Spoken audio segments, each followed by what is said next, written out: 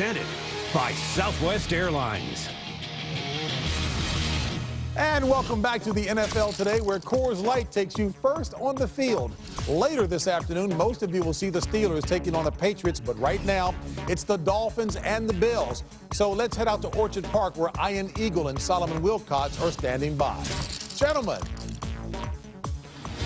JB, a December Sunday in Orchard Park, New York. We've got action from the AFC East. The Buffalo Bills hosting the Miami Dolphins. Look at the playoff picture in the AFC, and Buffalo is in the hunt, one game behind Cleveland and Tennessee in the wild card chase. Welcome to the broadcast booth, everybody. Ian Eagle along with Solomon Wilcots. Great to be with you. The Buffalo Bills, if you just look at the numbers, you'd be a little shocked that they're actually in the playoff chase right now. But last week against Washington, Solomon, that was a big step for this team in their maturation process, coming from behind, getting the victory. And a big step for the rookie quarterback, Trent Edwards, his ability to go out and show that he can make play when it matters the most. 56 seconds to go. 3 for 3 on the game-winning drive to set up the winning field goal.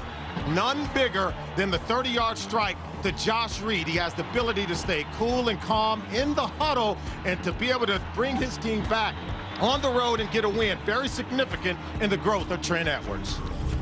Edwards, we had a chance to sit down with him. As far as he's concerned, his postseason calendar is wide open. I have a lot of people calling me right now asking, you know, what are you doing in the month of January? What are your plans? And I'm like, I don't even want to talk about my plans until the regular season's over, and hopefully I'll still be playing football for the Buffalo Bills come January. And that's we have a big test for us this weekend against the Miami Dolphins, and to be honest, that's really all I'm concerned with. There's 3 other games after that we'll deal with when the time comes. Well, the time has come for running back Marshawn Lynch. He will start in today's game after sitting out the last 3 weeks with an ankle sprain. He'll split time with Fred Jackson in the backfield. It's going to be imperative for the Bills to run the ball here today. Well, let's talk about stopping the run. Dick Duran's team, a couple of weeks ago, a struggle. Last week, major improvement as we check out our Solomon film review. They did a nice job against Clinton Portis. Yeah, for the Bills, it's really about gap integrity. 2 weeks ago against Jacksonville, watch the linebacker Angelo Crowell. Defensive tackle John McCargo, he's responsible for outside leverage in the C gap, and then Crowell's going to come downhill for the B gap. But when the tackle McCargo comes down inside, both players gets trapped inside. They lose leverage on the outside C gap. Fred Taylor goes 50 yards for the touchdown. They gave up way too many rushing yards 2 weeks ago against Jacksonville. Better improvement last week against Washington. They held Clinton Portis to 50 yards rushing. Watch how they blitzed the C gap and shut down the Washington Redskins run game. They showed significant improvement 1 week ago. Well, the Miami Dolphins, the road to imperfection has brought them to 0-12 here in Buffalo, trying to avoid a disastrous season. And I got one question. One question. Why?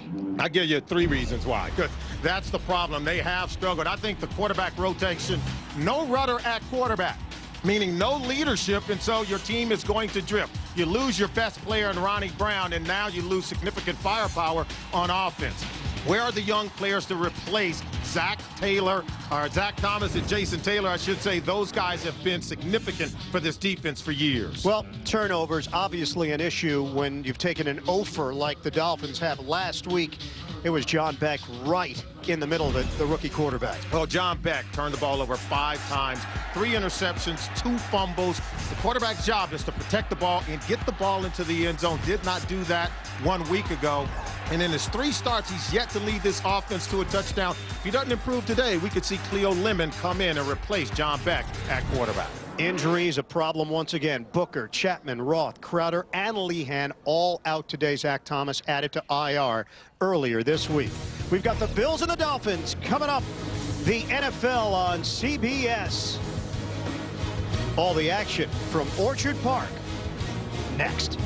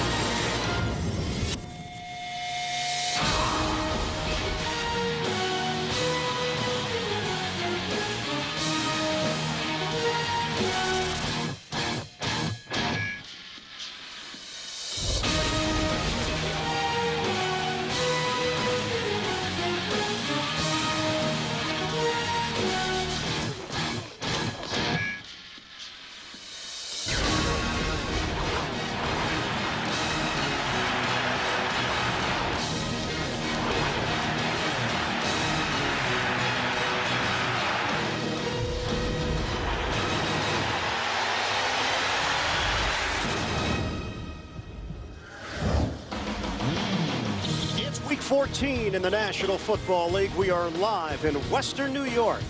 The 6-6 Buffalo Bills, the 0-12 Miami Dolphins. The kickoff is next.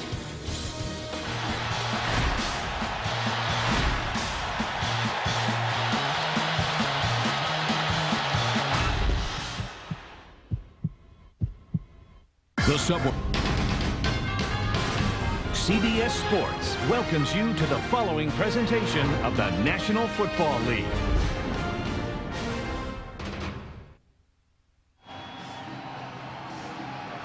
.29 degrees at Ralph Wilson Stadium. It's windy, 80% chance of snow, or depending upon your perspective, 20% chance of no snow.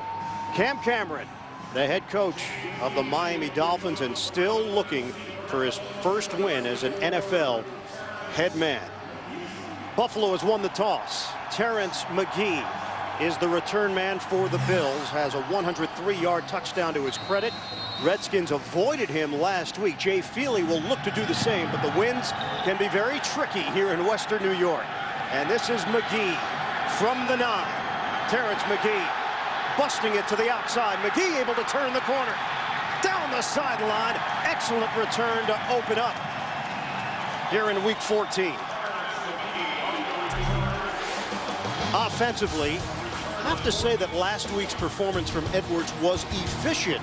He actually had a career high in yards in that win over the Redskins. Offensive line, this has been a stable group for Dick Duran. With that left side, very special. Peters and Dockery, backs and receivers. Evans and Parrish in a 3-receiver set with Reed. Marshawn Lynch, after missing the last 3 games with a high ankle sprain, he actually suffered that against the Miami Dolphins, and he's back here today. 38 yards on the return for McGee. And it will be a 2 tight end set to open up with Royal and Gaines from the 46. Handoff, it's Lynch. And Marshawn Lynch runs into a crowd, and there's nothing there. Forward progress will give him a gain of a yard for Buffalo. Defensively for the Miami Dolphins, come in ranked 16th. No Matt Roth today. Roderick Wright, first year out of Texas, gets the start. Linebackers, we know Zach Thomas done for the year. Channing Crowder not available today. Crowder is out with a foot injury. So Donnie Spragan starts in the middle. In the secondary, Lance Schulters, the veteran, getting the start. Cameron Worrell is out for the season, and Travis Daniels in for Lehan, who's out with a groin injury. On second and long, Lynch is unable to break free. He picks up 4. Schulters got him down low to make the stop for Miami. And I think the key for both teams is, yes, they have to have balance on the offense. And it might sound like a cliche, but anytime you have rookie quarterbacks starting for both teams, you don't want to put the entire game on their shoulders. That means you're going to need the running game. You need Marshawn Lynch, Fred Jackson to have big days so that Trent Edwards doesn't have to make all the plays. And on third down, Fred Jackson checks in. First year out of Coe College. Terrific effort last week against Washington. Look at the time. Edwards unable to make the connection. Roscoe Parrish in a matchup with Lance Schulters. And Buffalo will punt. And I thought I saw contact by Lance Schulters before the ball arrived. Let's take a look at it. Now, was the ball tipped before the ball arrived? A defensive player tips it. That means there can be contact with the receiver prior to the arrival of the ball. So Lance Schulters, the former 49er, Titan, Falcon, back in his second stint with Miami, makes the play. Ted Ginn Jr., the return man. Brian Moorman, one of the best cold weather punters in the league. Ginn moves forward, mishandles it. Buffalo recovers. John Wendling down the field. And the rookie with a big mistake. Buffalo ranks 31st on offense, 30th in the National Football League on defense. You ask, why are they 6-6 and vying for a playoff spot? It is the special teams. Just totally mishandles the punt by Ted Ginn. And Buffalo, as they have been all season long, Johnny on the spot when it comes to playing special teams. Bobby April's group is very good. Well, Ginn clearly heard footsteps as he took a peek up to see Mario Hagan in his line of vision, and he took his eyes off the ball. Wendling, the rookie out of Wyoming, recovers it, and a first down for Buffalo. Marshawn Lynch tried to make a cut, and then white jerseys surround him, including Jason Taylor. We sat down with Marshawn Lynch, asked him about the injury. He said, "It hurts a bit when I stop. I just don't plan on stopping a whole lot against Miami." I think he understands how to play with the injury. He said he's had it before. As you see, Donnie Spraggins comes off. He had the injury before when he was in college. Learned how to run. Maybe if you just make that one cut and get going down the hill, you can play being less than 100%. So Spraggins was in for Channing Crowder. They're going to have to go deeper into that linebacking core. Here's Edwards. Protection holds up. And a strike to Josh Reed. First down, Buffalo. It covers 16 yards, and the Bills are in business. This is where Buffalo wants to improve down inside the red zone. Trent told us we have to stop settling for Ryan, for field goals, that is, and so he gets the ball over to Josh Reed. They cleared out where Roscoe Parrish getting up the field. Just an excellent timing in the pass play. Edmund Miles, rookie out of Iowa, steps in at linebacker with Donnie Spraggins along the sideline. On first down, Edwards off play action, finds Royal and streaks into the end zone. Touchdown, Buffalo.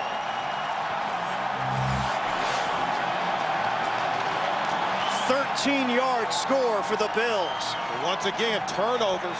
The muff punt by Ted Ginn sets the table for Buffalo to score their first touchdown. Smart decision by Trent Edwards on the rollout. He had a receiver in the back of the end zone, but being very conservative and smart with the football, decides to dump it down to Robert Royal, where he can run in for the touchdown.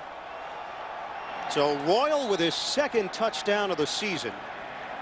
Edwards, his second NFL touchdown. And Lindell on for the extra point. Points off turnovers. Ted Ginn Jr.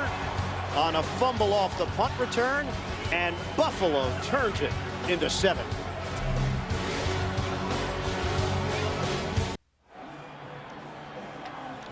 Buffalo Bills in front, 7-0 over Miami. We're yet to see the Dolphin offense, as the Dolphin defense did its job on the first possession, but Ted Ginn Jr. mishandling a punt and giving Buffalo tremendous field position to get their short drive for the touchdown. Lindell, that's a short kick taken by Reagan Mauia, the rookie out of Hawaii. And pretty good field position off the 3-yard return. We will see another rookie from BYU, John Beck, the 40th overall pick in the 2007 NFL Draft. Along that offensive line, it's the first change of the season with Corey Leckerkerker stepping in at left guard for Chris Lewinsky. The injury to Marty Booker, so Derek Hagan gets his first NFL start, and Sam Gatto, the third different Miami running back to get the nod as a starter this season with the injury to Jesse Chapman. And Beck and Gatto not on the same page. An inauspicious start for John Beck. Not able to get the ball to his running back. Let's see if he tripped up over, I think it was the right guard, Rex Hadnot. But he does do a good job of protecting the football. He could have still stuck that ball out and risked handing it off. Could have resulted into another turnover. 2nd and 14. Cam Cameron told his players, don't let your circumstances affect the way you prepare. And he told us, a guarantee we are not going to give in. Beck just forced to get rid of it under heavy duress. Aaron Schobel applied that pressure for the Bills defensively. Let's take a look at that Buffalo defense. No Chris Kelsey today, so Ryan Denny gets the start once again. Larry Triplett had a big game last week against Washington. Linebackers, Crowell continues to make plays. DeGiorgio's been one of the biggest surprises in the NFL this season at middle linebacker. And in the secondary, one of the great stories in the NFL is George Wilson, the converted wide receiver who has found himself a starting job at safety for Dick Geron's defense. 3 receivers set. Greg Camarillo. Beck is dumped. He's sacked back at the 26-yard line. Denny breaking free, and a loss of 7. Ryan Denny comes off the left side Watch him come right off the right side of your screen there. And Beck, content to hold on to the ball. He does protect it with two hands, not allowing for the strip, but he had no time to set up to throw the football. So on 4th down, we see Brandon Fields on to punt it to Roscoe Parrish, standing at his own 27-yard line. High punt, but it allows Parrish to move forward. Roscoe Parrish down the sideline. Parrish has one man to beat. Oh, great move. Touchdown, Buffalo. But a flag down. Back at the 39-yard line. 67 yards.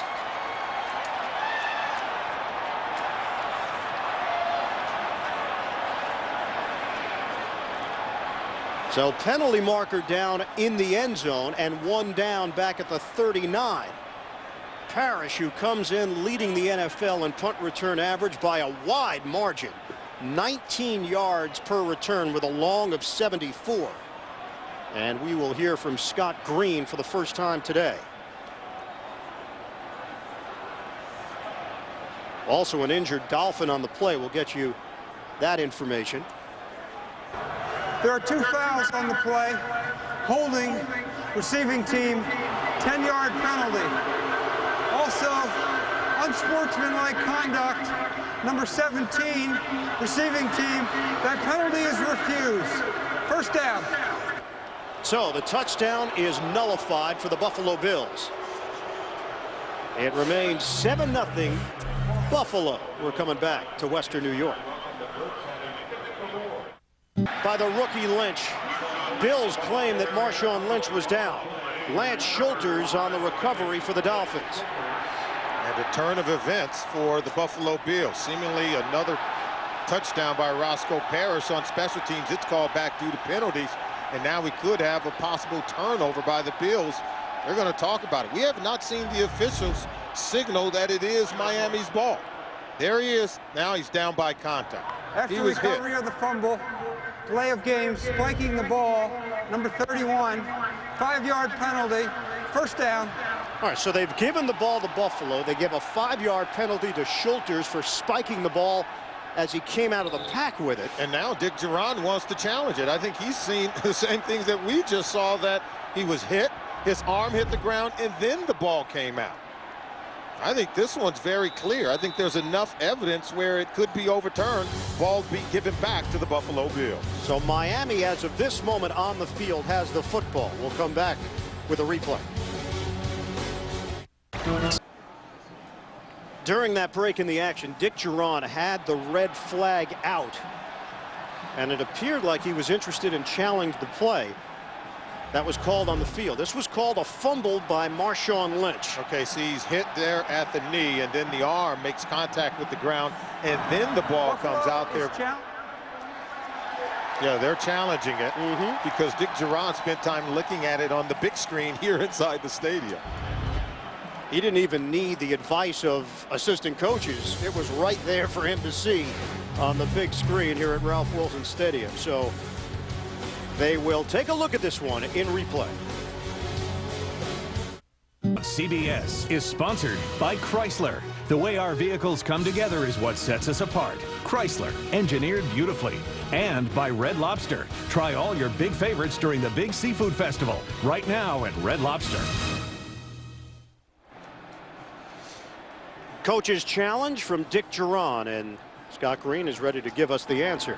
After reviewing the play, the runner was down by contact. Buffalo maintains possession of the ball. Buffalo is not charged with a timeout. First down. Now, Marshawn Lynch was pretty confident when he went down what exactly happened. And Lance Schulters had the recovery, but it will be Buffalo's football. Well, you see he's going to be hit right there at the knee. Once that forearm makes contact with the ground, he's considered down by contact prior to the ball coming out.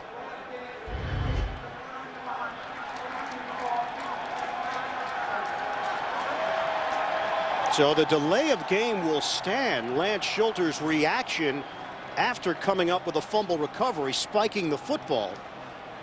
So it goes from bad to worse for the Miami Dolphins. Now, when you talk to Cam Cameron, he says that the defense has been playing better. Yes, they have to get the offense going, have to eliminate the mistakes on special teams, but defensively you have to start by stopping Marshawn Lynch in the running game for the Bills. From the 43, new set of downs for Buffalo. Here's Marshawn Lynch to the second level. Lynch with a stutter step move and a flag down.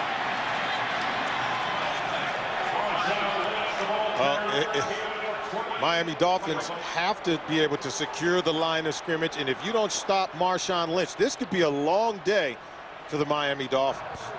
Holding, offense, number 83. 10-yard penalty, first down. Well, that's Lee Evans, who just got called on the hold. So we saw a penalty take away the big play from Roscoe Parrish on the punt return. Now Lee Evans erases a really good run by Marshawn Lynch. And there you see the hole right there by Lee Evans. Does allow Lynch to hit the corner and get into the secondary. So the terrific run by Lynch is called back. 20-yard rip by Lynch. And it's now 1st and 17 after the hold. Here's Edwards to throw. Again has time. Throwing sideline route. And it's broken up. Will Allen in a matchup with Josh Reed. Time for an NFL Today update to New York and JB. Ian and Solly. Oh, what would have been if Andre Johnson hadn't missed 7 games with an injury. Sage Rosenfels hooking up with Andre Johnson.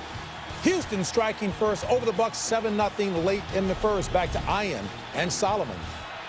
Tell you what, Solomon, every time we've seen Sage Rosenfels check in, he moves that team. And every time Andre Johnson gets an opportunity to play, he really does hurt the opposing defense. Still in the early stages of this first quarter.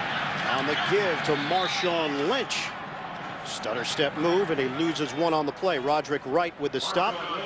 JB's a busy man. Let's head back to New York. Hey, Ian, ask Solly, how do you stop the shifty one? Brian Westbrook, Donovan McNabb, play action, fake reverse, rolling right, hooking up with Brian Westbrook. Straight to pay dirt. No shiftiness there, just a straight move. 7-0. Eagles on top of the Giants. Ian and Solomon. JB, Brian Westbrook leads the league in all-purpose yards. If I'm the Eagles, I'm riding Brian Westbrook into the playoffs. Ride the hot hand. 3rd and 17 and a flag down.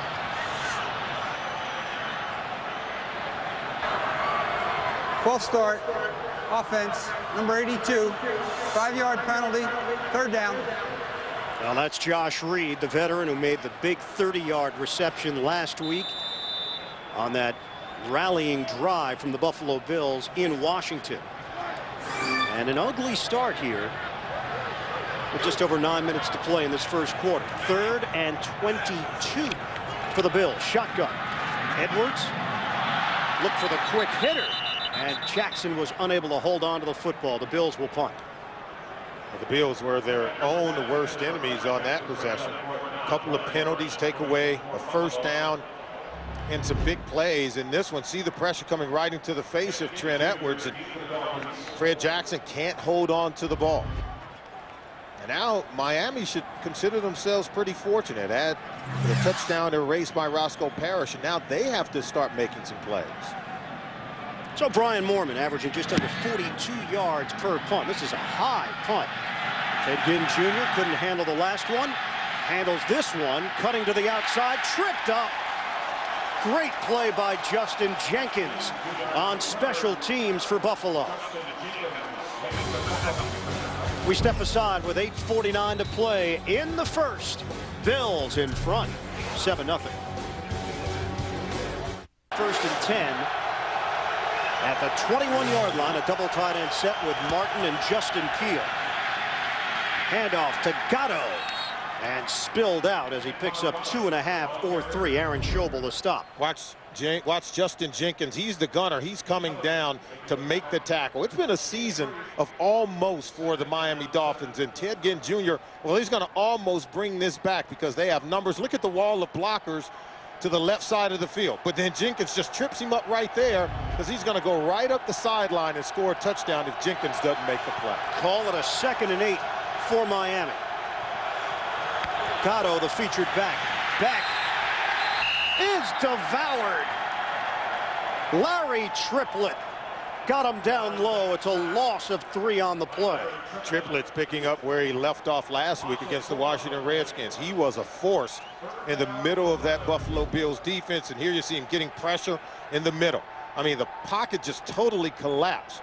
From the moment they snapped the ball, the pressure is right on top of John Beck. This is a 3-step drop. You're supposed to be able to hold up at least for those 3 steps to allow the quarterback to get rid of the ball. Second sack of the day for this Buffalo defense.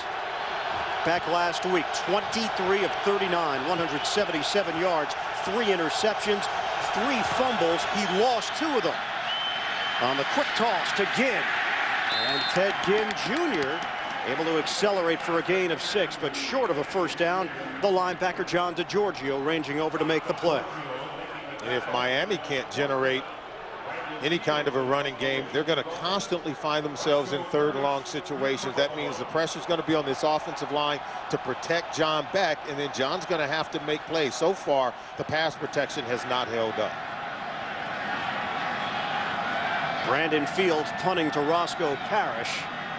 Miami dodged a bullet the last time Parrish touched it. And this time they're not even going to chance it. Out of bounds. They'll give up the field position instead of risking a touchdown. Bills offense on the field when we return. It has been an imperfect season so far, and certainly an imperfect day so far for the Miami Dolphins, trying to become the 5th team to start 0-13. Have to go back to the 62 Oakland Raiders. They were 0-13. The 76 Buccaneers finished 0-14. The 1980 New Orleans Saints, the 86 Indianapolis Colts. There's a lot of follies there, and we've seen some follies already here this afternoon in Orchard Park. And Cam Cameron says, you know what, we're not going to change what we're doing. You have to rest on techniques and fundamentals. You can't trick people every day in this league and expect to win games. Fred Jackson will get the call. And Jackson stumbles up the middle. Give him a gain of 4.5 or 5. Schulter's the tackle as we head back to New York. Check in with JB. Ian and Solid, you know Jacksonville poised as a 5th seed right now in the playoff hunt. David Garrard hooking up with Reggie Williams. Hey, what happened to the tackling there? Williams splits the defenders, 22 yards of pay dirt, 7-0 Jags. Boy, where's he going? Hey, Solomon to the top of the Empire State Building. Back to Ian and Solid. He's climbing up there, JB. I think they tried to pull his flag. What do you think? Yeah. It's not tackle football. We were just pulling his flag. How about David Garrard continues his stellar play. Fred Jackson. Great burst by Jackson. He got a block from Josh Reed. And Jackson able to turn it upfield for a 27-yard gain. He had over 150 all-purpose yards last week. Now watch this play. They block down and kick out. An excellent block by wide receiver Josh Reed. It gets Jackson to the 2nd level, and he has the speed to burn the secondary once he gets back there. And watch him accelerate through the hole. Good speed and power combination. This is going to go a long way, I think, to help making this a better Buffalo Bills football team. Last week, he became the first Division III running back to start in the NFL since Chris Warren did it for Philadelphia in 2000. Edwards throwing. Touchdown! A strike to Robert Royal.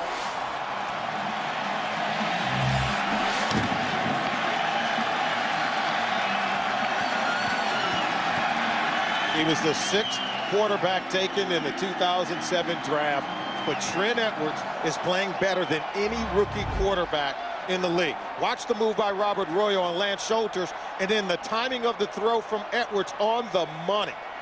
And it took the double catch by Robert Royal, but he set up the double route on Lance Schulters, beating him to the inside for a touchdown.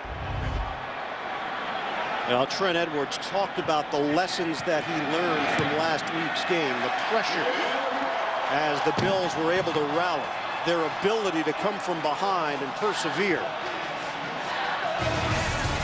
The momentum certainly with the Bills right now. 5-2 in their last 7. They're up 14-0 here. Multiple touchdown game of Robert Royal's career, now in his 6th year in the NFL, former Washington Redskin. And really, Royal was known as being a sound blocker.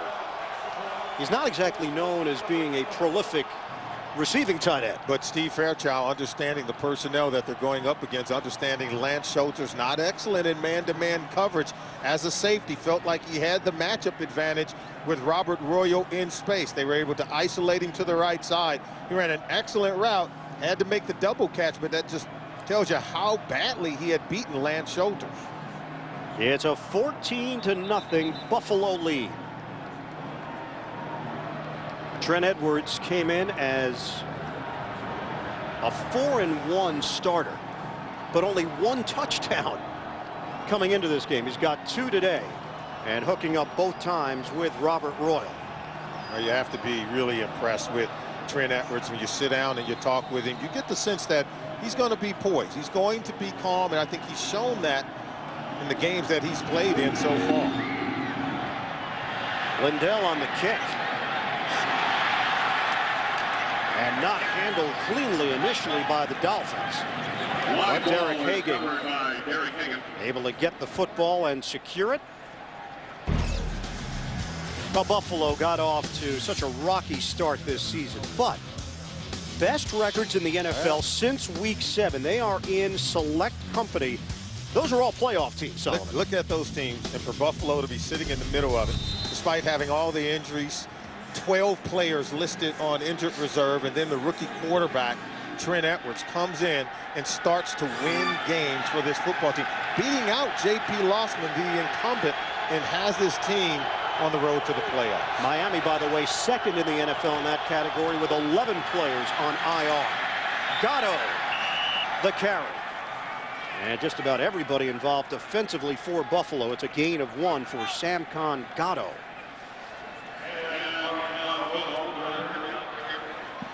Second and 9 now for Miami. And what do you need for Miami to do to get going on offense? I think Samkon Gatto, Lorenzo Booker, they have to be able to run the ball. You don't want John Beck dropping back, particularly when the offensive line shows an inability to protect the quarterback. You have to be able to start to run the ball, but more importantly, when you throw it, get rid of the ball quickly if you're John Beck. Here's Beck. Oh, no! George Wilson! Touchdown, Buffalo! The football follies continue for Miami. The anatomy of a team that's 0-12 and appears to be on their way to 0-13. The defense doesn't have to make a play when you hand over the football. Watch George Wilson. Yes, they're blitzing. Does the ball slip out of the hand? Absolutely, of John Beck. Heads up play by George Wilson. He told us yesterday, I had to prove to myself, to my teammates, and my coaches that I can make the transition from wide receiver to free safety. And boy, he's doing it in fine fashion. Lindell on for the extra point.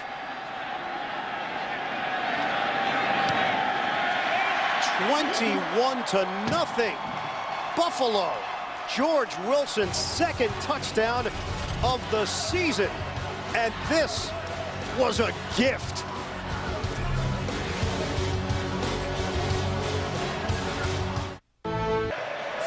Right at the end of our chat with Cam Cameron yesterday, Solomon asked the head coach a question about Cleo Lemon. The coach said, well, look, he did some good things when he started, but we weren't winning, and we made the move to the rookie. But, and this was the end of the statement, he is ready to play if need be.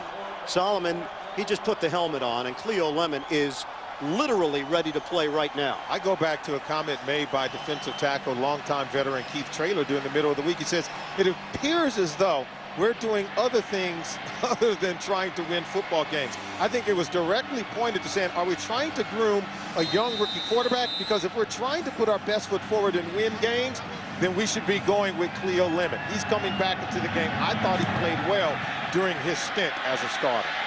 Lindell kicks it off to Ginn. And up the middle, Ginn crosses the 35-yard line, a 28-yard return. Jim Leonard on special teams makes the play for Buffalo, and Cleo Lemon getting some last-second instructions from Cam Cameron, and he is back. Boy, the last quarterback to get this team into the end zone, it was Cleo Lemon. Threw a touchdown pass 4 weeks ago in that game over in London against the New York Giants. And, you know, John Beck has to protect the football. 6 turnovers in the last 5 quarters of play. Can't win games turning it over to the opposing team. And Lorenzo Booker is in the backfield, who's the rookie from Florida State. So Cameron makes wholesale changes here. Play fake. Lemon steps up, throwing the deep ball. Wide open. It's Ginn. Makes a cut. And Ted Ginn Jr. is finally brought down at the 11-yard line by Wilson. So much of the ability to play the quarterback position. Yes, you do have to be poised. You have to be calm.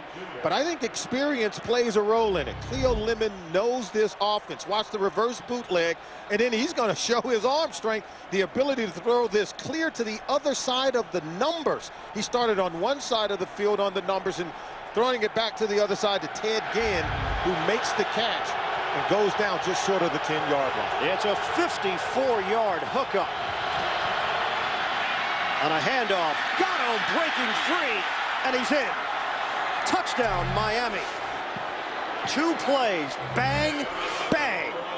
Dolphins in the end zone. Do you think the guys in that huddle for Miami were inspired when Cleo Lemon came into the game?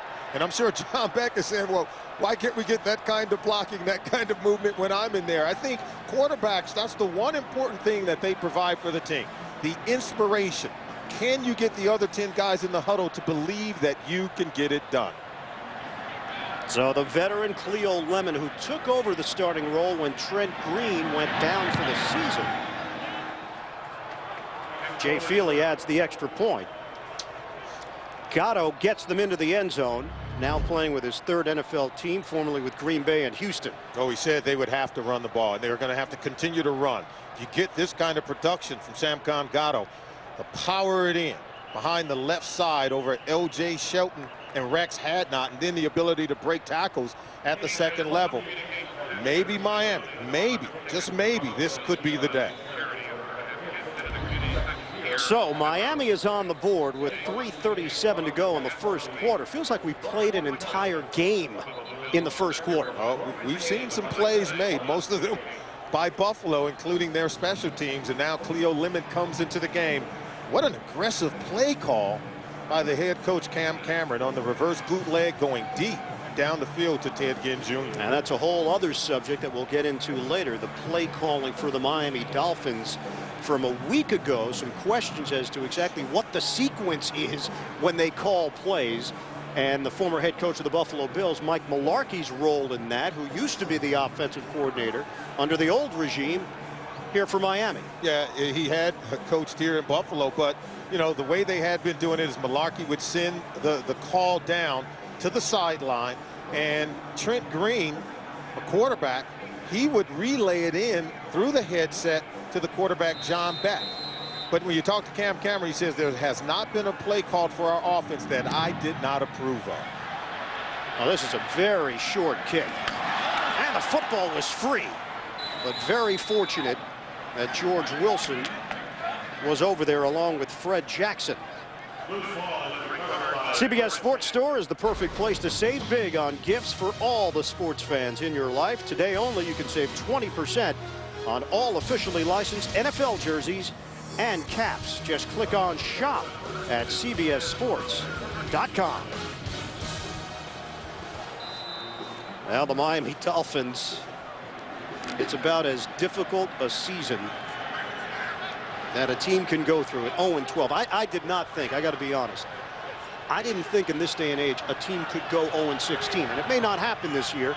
Miami still has some opportunities, including today. Here's Edwards. Look at the time.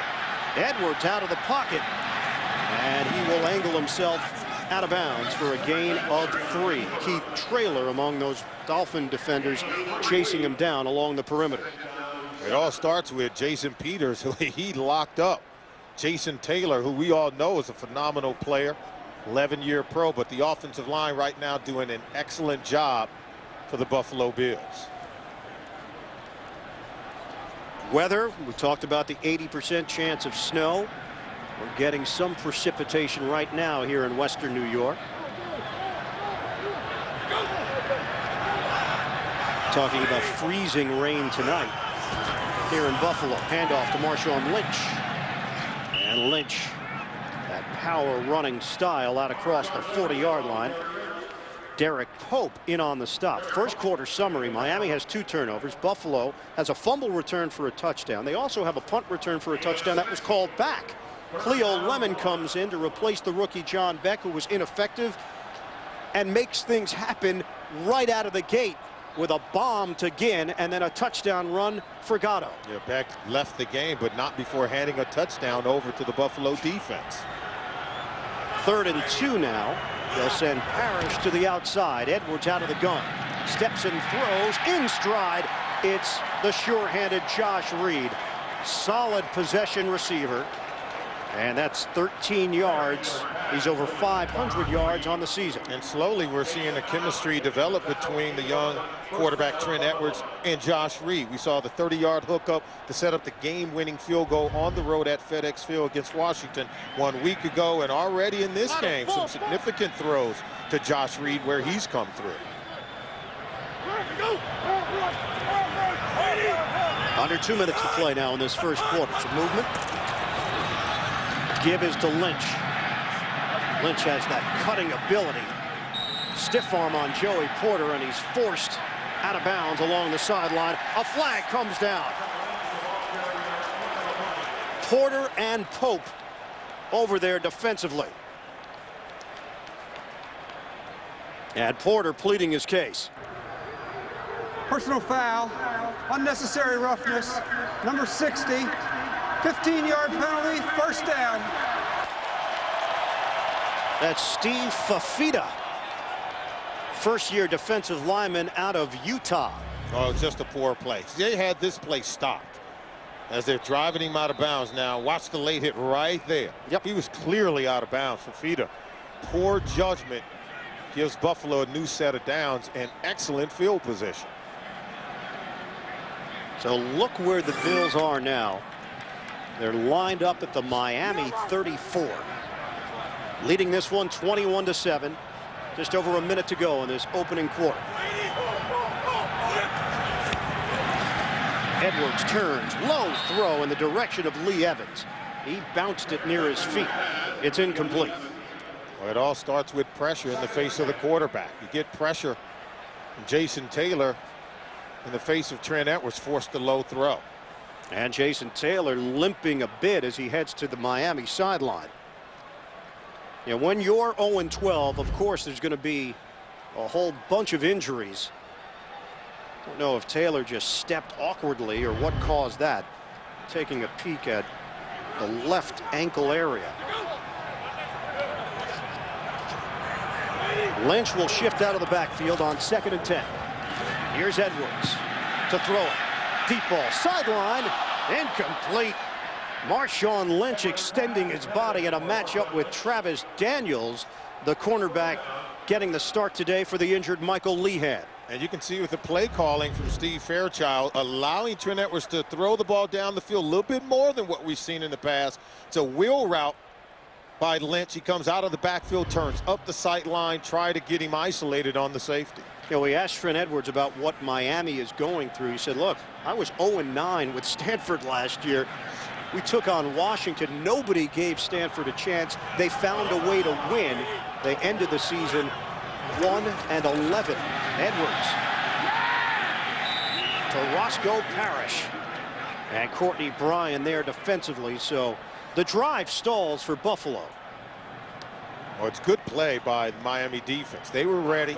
They defended well even after the penalty on Fafita to give Buffalo a new set of downs. Significant stop by the Miami defense. Ryan Lindell has connected on 17 straight field goals. That has tied a club record set by Steve Christie back in 1994. He is looking for number 18 in a row. This is a 51-yard attempt. Mormon will hold it. Neal will snap it. From 51 yards away, he nails it. That's a new Bills record.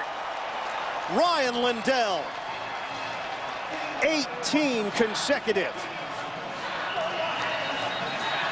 24-7, Buffalo. Oh, he nails this one right through the uprights. And he made a 51-yarder where Joe Gibbs, the head coach of the Redskins, tried to ice him 1 week ago. And then after the double timeout and moving Lindell closer for the 34-yard game-winning field goal, what did Dick Duran tell us? He said, I believe he could have made another 50-yarder. So he didn't believe the double timeout penalty on Joe Gibbs really made a difference in the outcome of the game. Dick Duran believes in his kicker, Ryan Lindell. Another troubling sign for the Dolphins. Jason Taylor walking off. Ankle injury for Taylor.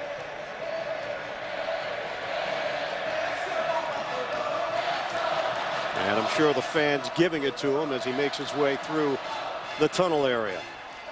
You know Jason Taylor, he can defend himself. Never at a loss for words, nope. Is he?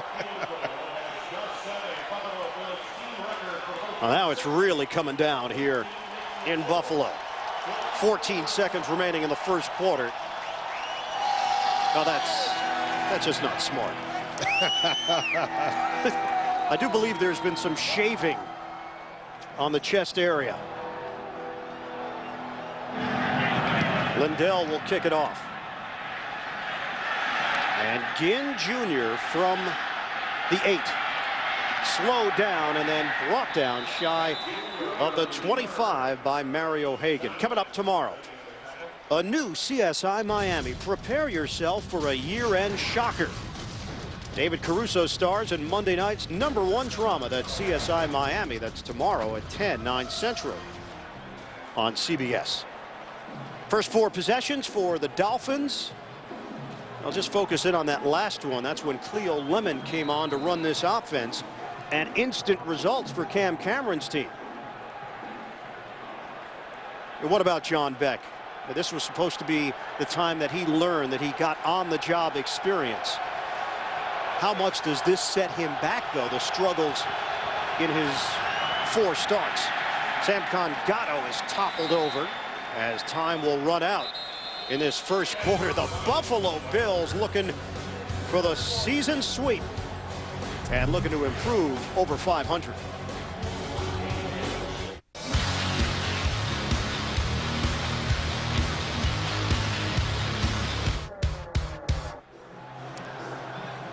Yes, happy holidays from all of us here at CBS and that guy.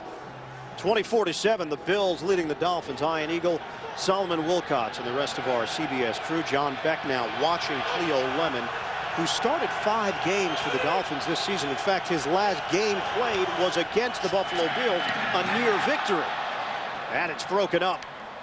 He was looking to put it in a tight spot, but Keith Ellison was over there defensively for Buffalo. It sets up 3rd and 9. Really good read by Ellison as you take a look at Cleo Lemon. You talked about the 5 games he started. I think when he's played better than the other 2 quarterbacks have. Trent Green including, obviously better than that of John Beck. I think many other players on the team feel like he gives them a better chance of winning. And remember, he's been in this offense his entire career, had played in San Diego under Cam Cameron, so I think he has an excellent feel for how to run this offensive system. He was acquired in 2005 in a trade with San Diego for quarterback A.J. Feely, now of the Eagles. Lemon, short toss to Gatto.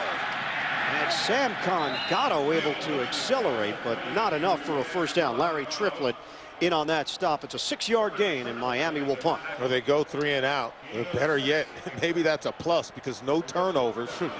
Go ahead and punt the football, consider it a positive play, but now the defense and even the special teams for Miami, they have to get in on the act. Brandon Fields averaging just under 44 yards per punt.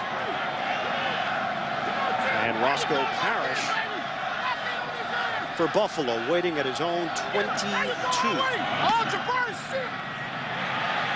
Fields put that one towards the sideline, took a roll towards the middle of the field, and will settle in at the 34-yard line after a 37-yard punt.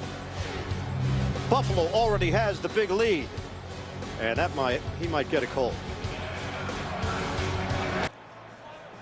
It's as if the football gods know that the Dolphins are traveling north to take on the Bills. Every time Miami's in town, there seems to be a weather issue. I know the odds are pretty much in your favor here in Buffalo, yes, but It's picking up. You know, it was rain, a steady rain, and now it's more of a freezing rain. Got your winter coats, huh? Oh, definitely. There's no such thing as bad weather, just bad clothing, right? That's a good point. We're both prepared. Handoff for Marshawn Lynch. And picking up yardage through the gut. That's a 6-yard gain for Lynch.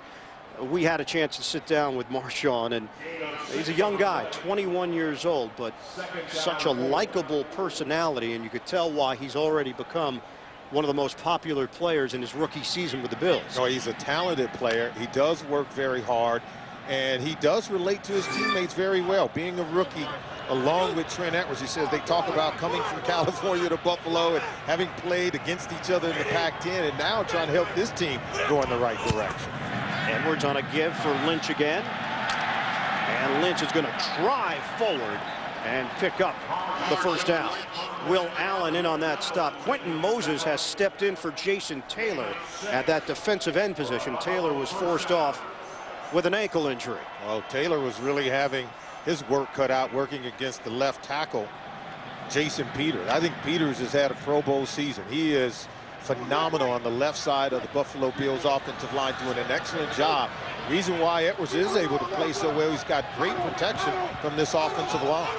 Moses wearing number 74. He's a rookie out of Georgia.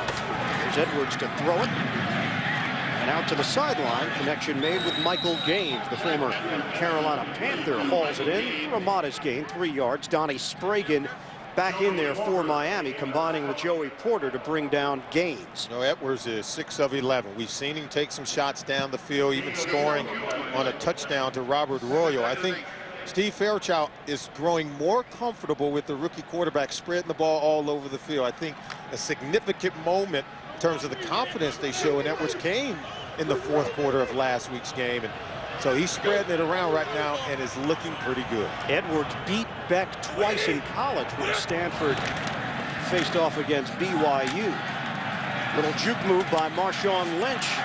He just doesn't go down on first contact.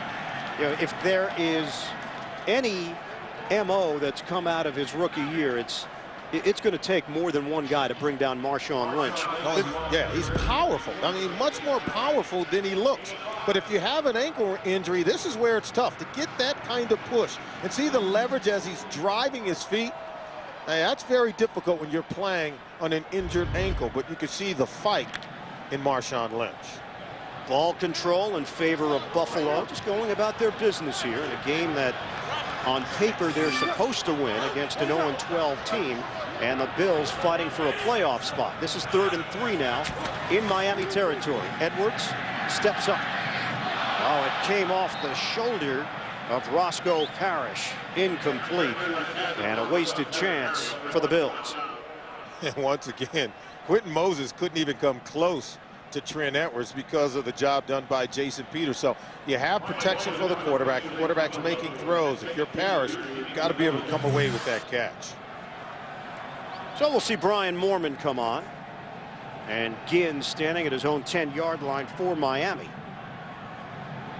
The last 0-12 team in the NFL, 2001, the Detroit Lions, led by Marty Morningway. They finished that season at 2-14. Again, fair catch. Just inside the 7. It's 24-7 Buffalo in the 2nd quarter.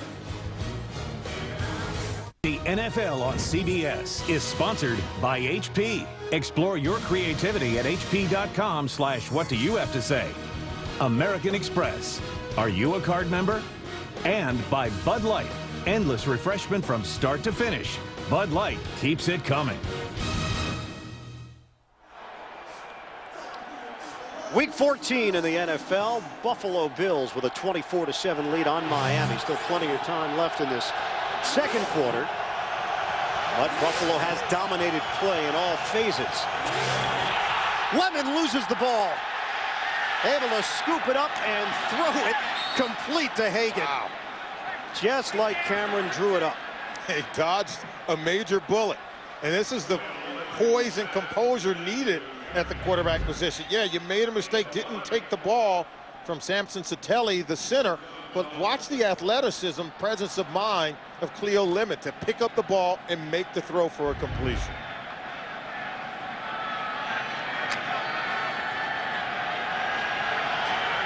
So first catch of the day for Hagan. And a first down for the Dolphins. Gatto single setback. Fake the handoff. Lemon throwing. High throw. And it's picked off by Whitner. Dante Whitner still on his feet. And brought down at the 11 by Ginn. He was throwing to David Martin. And Lemon put it over his tight end's head. Watch number 95, Kyle Williams. Pressure leads to picks. You get pressure on the quarterback, and watching here, come right into the face of the quarterback, forcing him to throw off the back leg. It forces the ball to sail high over David Martin's head, the tight end. Whitner gets an easy interception. He should walk right over to the defensive tackle, Kyle Williams, and say thank you. Dante Whitner, the explosive hitter out of Ohio State, comes up with his first pick. And the Bills take over at the Miami 11. Third Dolphin turnover. Jackson the setback. Handoff to Fred Jackson. And trying to get extra yardage up the gut, but trailer there defensively along with a bunch of other white jerseys. Jason Taylor back on the field for Miami. So the turnovers today, the Ginn fumble, the Beck fumble that directly led to the Buffalo touchdown, and now the Lemon interception. 5 last week, 3 so far here in the first half. Both quarterbacks turning it over. And that truly is the anatomy of a blowout. The score tends to get away from you when you hand the football over to the other team. Fade route, upstairs, caught by Evans, out of bounds. Travis Daniels, the coverage, man for man with Lee Evans. And now the Buffalo Bills coaches, they're waiting to look up at the big screen, and they like what they see. Even the fans here think that this was a touchdown. And they're right. I think both feet were in. Was the ball cleanly caught? Absolutely. It's going to be a touchdown for Buffalo. Will we see the red flag thrown out by the Bills coaches? They're trying to get another look on this big screen. Oh, I got to believe 2 feet were in. The red flag is down, and they're going to take a look at it. Everybody gets to be an official within seconds with the video equipment inside these stadiums. And you know the home team, the guy who's operating. Challenging the ruling on the field. Yeah. Oh, they'll show you every The angle. guy who's operating that big screen, he's going to show it over and over again just to give you an advantage. He's the 12th man right now. From Dick Duran that Lee Evans was inbounds on the touchdown. After reviewing the play, the receiver got both feet down, inbounds, with possession of the ball, touchdown. Buffalo is not charged with a timeout. Well, it's a delayed celebration for Evans after Lemon turned it over on the pick. Oh, it's a money throw, but even a better catch. See, as soon as it hit his hands, both feet came down in bounds, and there was no movement of the ball once it hit the hands of Lee Evans. So Buffalo extends its lead with 9:33 remaining in the first half.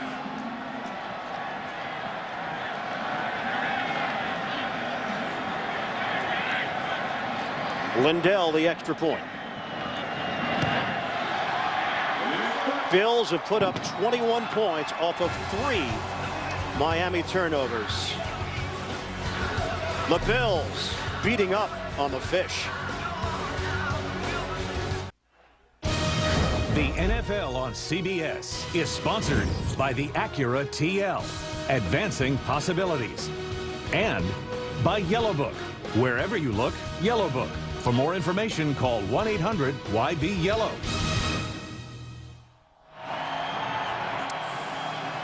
Now, winter always comes a little bit early here in Western New York. The Buffalo Bills offense has shown up early today. A 31-7 lead over the Miami Dolphins. 9:33 remaining in this first half. Lindell will kick it off. And another short kick. It'll be taken by Hagan, one of the up men. And then driven out of bounds as he crossed the 40-yard line for Miami. Coming up, the Sprint halftime report. JB, Dan, Shannon, Boomer, and Coach Cowher have all the latest NFL scores and highlights. That's coming up on the Sprint halftime report. And now let's see if Cleo Lemon can shake off the early mistakes. I think a lot of their problems at the quarterback position stems from the offensive line. They've been very poor over the last few weeks, and today they have not been any better at protecting their quarterback.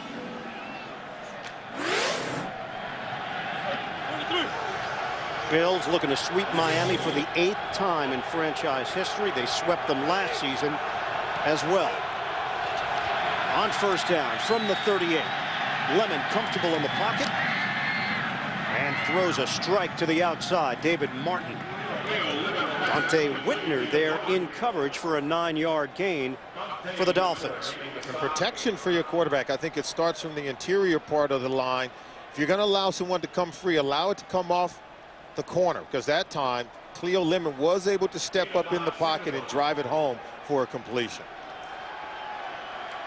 George Wilson's been taken to the locker room. They're taking a look at his ribs. We'll give you that update as soon as we get it. Gatto has a first down for the Dolphins. Out to midfield. It's a 3-yard gain for the third-year pro out of Liberty. It's the kind of balance you need. A throw on first down, then they run it with Sam Gatto. Get production out of the running game. Even though you're behind on the scoreboard big time, if you're Cam Cameron, I think you have to still try to maintain some balance. Run the ball to protect your quarterback. Quick throws to get the ball out of his hands with some quick strikes. Jim Leonard in there at safety for Buffalo. And the toss for Booker.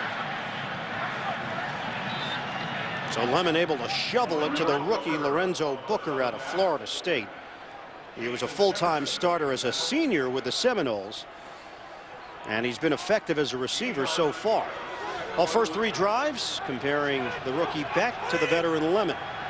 Well, Lemon certainly has had a better command of the offense as he surges forward and picks up a first down for Miami. It's a 3-yard gain for the quarterback and a new set of downs for the Dolphins to work with. John Beck started the previous 3 games. Today was his 4th consecutive start. Got to believe that Cam Cameron can dial up more plays in that playbook with Cleo Lemon, the 4-year pro at the quarterback position. So I think now the offense may be able to expand, looking to do more with a more experienced quarterback. Lemon will work out of the shotgun. Bills with a big lead, 31-7. Lemon throws incomplete, trying to force it into David Martin and Angelo Crowell there defensively to make the play.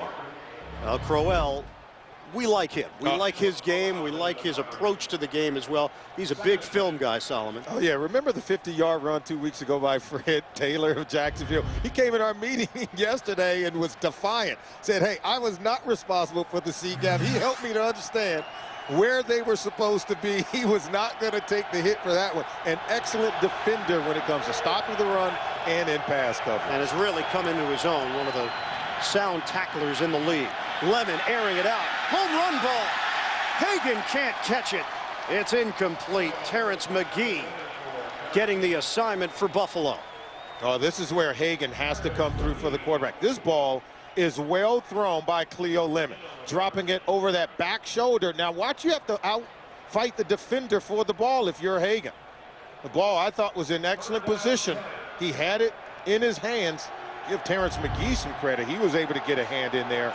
But I think if you're Hagan, you have to fight and bring down the football. Hagan, 3rd-round pick out of Arizona State last year, had a bunch of drops in his rookie season. This is a 4-receiver set now on a 3rd and 10. Rush coming, Lemon unloads and intercepted. Terrence McGee. And Lemon is down. Once again, pressure leads to an interception. Anthony Hargrove, 93, comes in and tees off one Cleo Lemon. If you're a quarterback, you have to be able to step into your throw to drive it home. If not, the ball will hang on you, and it allows the defender time to break on the ball and come away with an interception. Third interception of the season for McGee. Let's take a look at how this developed for Lemon. See, he can't step into it, and he's thrown off his back foot while getting hit. And that allows the ball to hang in the air for the quarterback. Terrence McGee takes advantage of the pressure on the quarterback. See the ball flutter in midair? And that's why McGee's able to break on it. When we talk about pressure leading the picks, you're not going to get a better example than that. So John Beck is getting ready as Lemon took a clean shot from the former third-round pick of the St. Louis Rams, Anthony Hargrove. Lemon is up on his own power. And I said earlier, if you're going to allow pressure to come free, allow it to come off the corner. I think Cleo Lemon said, no, we don't want any pressure to come free because he doesn't want to take shots like that. And if you're John Beck, after looking at some of the leaks up front in that offensive line, you're not encouraged to come into the game at this point and start throwing the ball around. Now teammates come over to Cleo Lemon. Looked like that was Zach Thomas who made the trip with the Miami Dolphins despite being put on the injured reserve list earlier this week. Inspirational leader of this Dolphin team. Fred Jackson trying to break tackles as Jackson carries for 3. Trailer there defensively. Coming up next, the NFL on CBS. Ben Roethlisberger and the Steelers try to derail Tom Brady and the undefeated Patriots. Also, the Browns and the Jets, while the Chiefs take on the Broncos. Check your local listings. The big one, of course, Steelers and Patriots here on CBS. It was a rib injury for Cleo Lemon. His return is being listed as probable.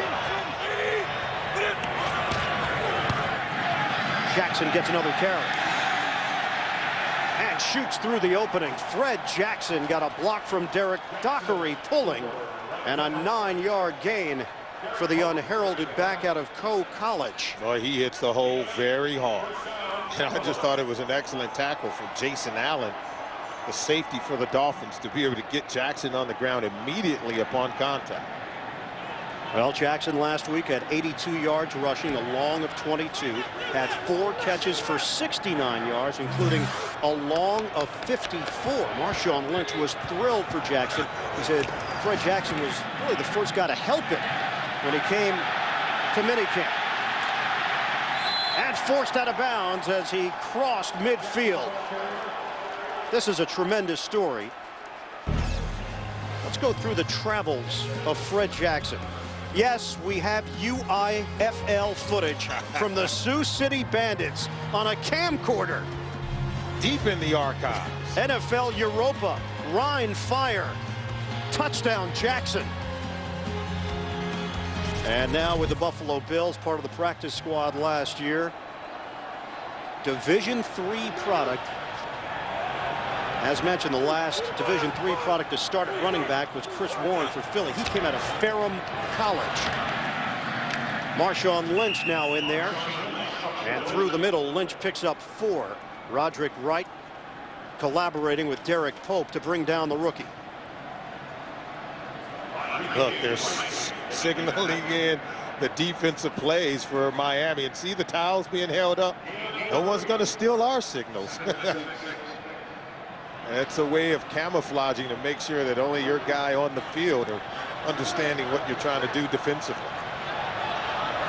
On a 2nd and 5 now. Well, the snow is picked up. Here's Edwards. Oh, hit as he throws. Ball up in the air. And it's incomplete. Vonnie Holliday, wow, the veteran, just gave Edwards a wake-up call. You get hit like this, it will change the flight direction of the ball because you can't step up in the throw. Watch as he steps up, see he's hit, and that ball just goes straight up in the air. Holliday coming right into the face of the rookie quarterback, Trent Edwards. And if you're Miami, you've got to be able to come away with that ball and get an interception. It looked like Joey Porter had a chance at it. And actually, Porter has had a pick in each of the last 2 weeks for Miami. Shotgun on a 3rd and 5. Edwards fires. Had Parrish open, but could not make the connection. It's 4th down. Well, Trent Edwards, the Bay Area product, played his college football at Stanford. Snow is really not part of his quarterbacking life until finding out that you're drafted by the Buffalo Bills in the 3rd round. Yeah, you got to wonder if that hit from Vonnie Holliday took a little something out of Trent Edwards, because he did have Parrish wide open over the middle of the field. So Mormon will punt it, and Ginn standing at the 10-yard line.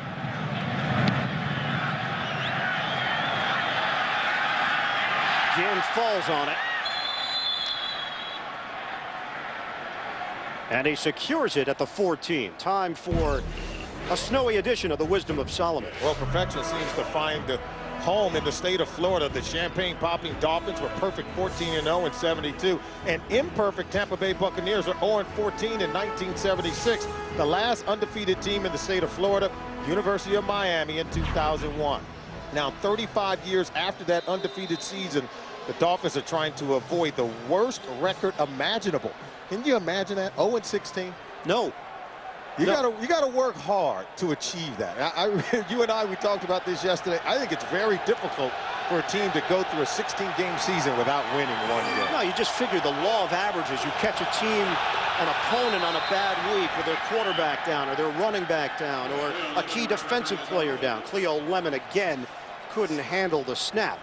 Vonnie Holliday, we asked him about it. He said, look, I never thought we'd be sitting here at 0-12. There is this dark cloud hanging over our head.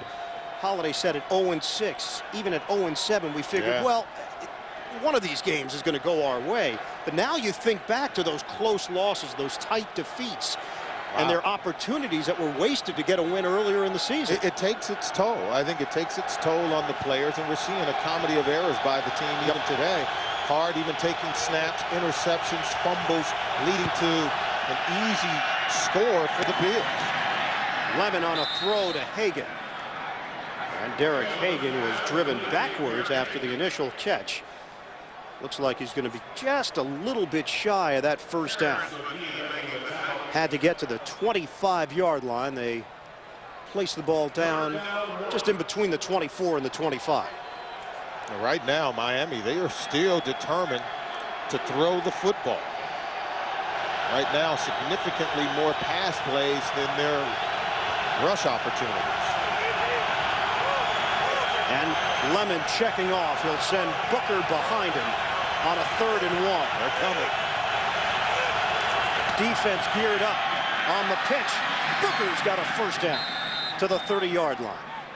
The other element here, Solomon, as well is, when you are struggling as a team, you might be able to catch teams off balance a bit because they'll take you for granted. Maybe their preparation won't be as crisp as it would be against an elite team. Because Miami hasn't won a game, teams around the NFL, they don't want to be the one team to lose to them. No, they don't. And Cam Cameron said he told his players, if you know anyone who's playing for the Washington Redskins or coaching there, call him up, because he was impressed with what the Redskins did on the short week, going to Florida on Monday for the funeral of Sean Taylor after a tough and difficult loss to Buffalo last week, and then playing and preparing on a short week to play on Thursday night and then going out and winning. He said that's what we need to borrow some of that, and we held that up for our players as an example of not quitting.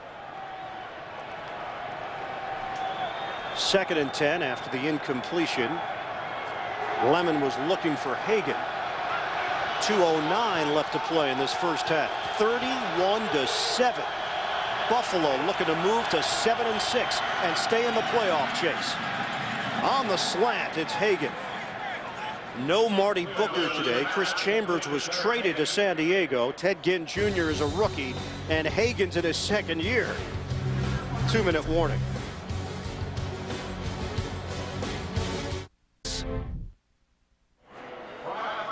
Ring of Honor here in Buffalo. Our colleagues Steve Tasker, Andre Reed, Thurman Thomas. The Buffalo Bills. Last playoff season was 1999. And the Bills with a win here would improve to 7-6. as they enter action, one game behind Cleveland and Tennessee. Flag down. Verdon Carey in a matchup with Schobel. Offense, number 72, 5-yard penalty, 3rd down. And it is Carey picking up the penalty, the starting left tackle for the Dolphins. So instead of a 3rd and 4, now they're going to move it back to 3rd and 9. Makes it a little bit more difficult. You're the play caller. Cam Cameron told us that I will be sending the plays in directly today. If anyone's asking, he's in control of that. And he's talking directly through that headset and the helmet for Cleo Lemon. Yeah, that did become a story midweek in preparation for this one against Buffalo. Here's Lemon. Rush coming, and Lemon, thrown down. Anthony Hargrove with a body slam. And Hargrove, Larry Triplett, Kyle Williams, Schobel, and Ryan Denny. The defensive line for Buffalo is dominating this football game. And watch the pressure. So you get pressure coming off the corner, then he folds under as he reads where the quarterback is going, and then the body slam. Well, that's giving it a little extra. Cleo Lemon's taking a pounding. Buffalo uses a timeout. A lot of credit, Solomon, has to be given to Perry Fuel, the defensive coordinator of the Bills, when they were dealing with all the injuries early in the season, where you didn't know who was going to line up in that secondary at times. Fuel and Dick Jerome were able to keep this defense together. They believed in the system, and they believed in each other. This consistently is a defense where opposing teams talk about how they fly to the football, how they're dedicated, and they have a nose for the football. That continues to show every week. Anthony Hargrove, he's a backup at the defensive end position. Chris Kelsey's out of this game. John DeGiorgio is the 2nd-string middle linebacker, and they're playing with a 3rd-string corner in Jabari Greer and 3rd-string safety in George Wilson. Yet Perry Fuel has this defense playing really well. Fields will punt it with 1:38 left. Roscoe Parrish from the 25. And Parrish is spun down about a yard away from where he caught it initially. Coming up, the Sprint halftime report. JB, Dan, Shannon, Boomer, and Coach Cower have all the latest NFL scores and highlights. That's coming up on the Sprint halftime report. Let's take a look at the field. It is basically covered in white. They said 80% chance of snow. You trust them here in Buffalo. It has arrived. Vonnie Holliday told us. He said, you know, you move away from playing in cold weather where he started his career in Green Bay and played in Kansas City. He says the blood does begin to thin when you move away from it and go to South Florida. So he's having to make some adjustments playing in this cold weather. Edwards on a handoff. Marshawn Lynch. Certainly the coldest weather he's ever played in. As Lynch is spun down, you can see the footprints out on the field as he picks up 9 yards on 1st down. That's 50 yards rushing in the first half. Either the cold weather or the ankle injury has stopped Marshawn Lynch. He's looked very impressive. And he said in the earlier portion of the week didn't quite know if he'd be able to go. And as the week went on, he said, I got better and had no effects. No poor negative effects from practicing on that ankle. And Lynch has a 1st down for the Bills. He said, in addition to just going out with the injury, the frustrating part for him was when the injury happened in the last game against Miami, that's when things really started to slow down for him. He wasn't just reacting out there on the field. It all came together, the thinking part and the physical part in his rookie season. Yeah, he had been slowly progressing each and every week. You could see it coming on. Felt like he had reached the apex of his game and then had to take 3 weeks off. But today, it looks like he's picking up where he left off. And a give is to Lynch. Marshawn Lynch out to midfield. I'm not exactly sure why Buffalo called that timeout because the clock now doesn't appear to be an issue for them. They'll use it now, but only 12 seconds remain in the first half. It's 31-7. Bills, I think they were looking to run out the clock, and all of a sudden they find themselves out to midfield. Coming up tonight on The Amazing Race, the teams get wet and wild. Only 6 teams remain, and the pressure is mounting. Don't miss a new episode of The Amazing Race. That's tonight after 60 minutes. On CBS.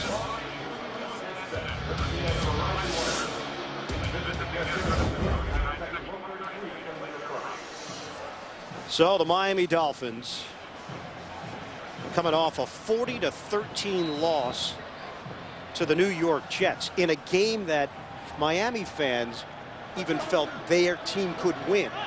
And to lose the way that they did, that really sent them to a low point. They went in expecting to win that game. 5 turnovers by your quarterbacks totally derailed their opportunities to win. Edwards throws it underneath, and it's Fred Jackson getting out of bounds with 4 seconds left. That's a 6-yard gain. We'll give you the Edwards numbers in the first half. 8 of 16, 88 yards, 3 touchdowns. Well, we told you that we saw significant growth in Trent Edwards in that final drive at FedEx Field 1 week ago. As we mentioned in the open, his ability to stay calm and poised in the huddle, I think it inspires everyone else. They believe in this young player. He's going to continue to grow. So far today, you can tell he's picking up where he left off last week. Well, too long an attempt for Lindell to try, so they'll just run it to Jackson. And Fred Jackson through the middle. Jackson with no time remaining, and he's out of bounds. I'm telling you, Buffalo was not looking to score, yet the opportunity was almost there. 31-7, the Bills leading the Dolphins. We'll come back with a Sprint halftime report after this message. Yep, fumbles, fumbles, fumbles, turnovers in general. And Ryan Lindell sets a new Bills record with his 18th consecutive field goal. The Buffalo Bills up big on the Miami Dolphins. The NFL on CBS will continue after this word from your local station. James Woods stars in a brand new episode of Shark tonight on CBS. Here's what you're saying about Local 6. Bob Fryer, you can really tell he cares what he's talking about. He's genuine, you can trust him, you can depend on him. When I watch Bob on the news, he just seems really honest. Bob Fryer goes the extra mile to make sure I get all the facts. He's serious about getting to the bottom of crime in our community. He's a lot of fun to watch. You can tell he's having a good time while he's doing the news. But Bob Fryer, he's truly in a league of his own. He really is. Bob Fryer, he's a real newsman. Bob Fryer, weekdays on Local 6. 2007 is fast drawing to a close, so it's time for the year-end countdown at your Southern Ford dealers. We're determined to repeat as America's best-selling brand. That's why you'll find so many incredible offers. Time is short to take advantage of these offers, so hurry in now to lease a new Edge for just $279 a month. Or if you currently own a Ford, you can purchase Edge for under $22 grand, but only for a limited time. Rush to your local Southern Ford dealer now, because every second counts.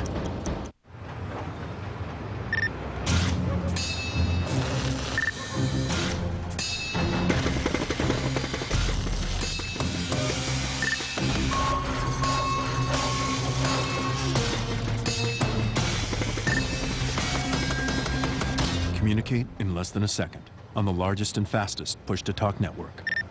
Nice work. The new, rugged i335 with Nextel Direct Connect. That's getting it done at sprint speed. Talk to the pros who know. Name is David Letterman, and comedy is his game. His quick wit and clever delivery defy belief. The Late Show, Monday on CBS. Life is busy, but some people seem to get more done than others. Multitaskers. They found a way to do several things all at once. And when the Palm Central was designed, Sprint thought of these people. Then we gave it sprint speed. You can email, text, chat, go online so fast. People may wonder how many of you there really are.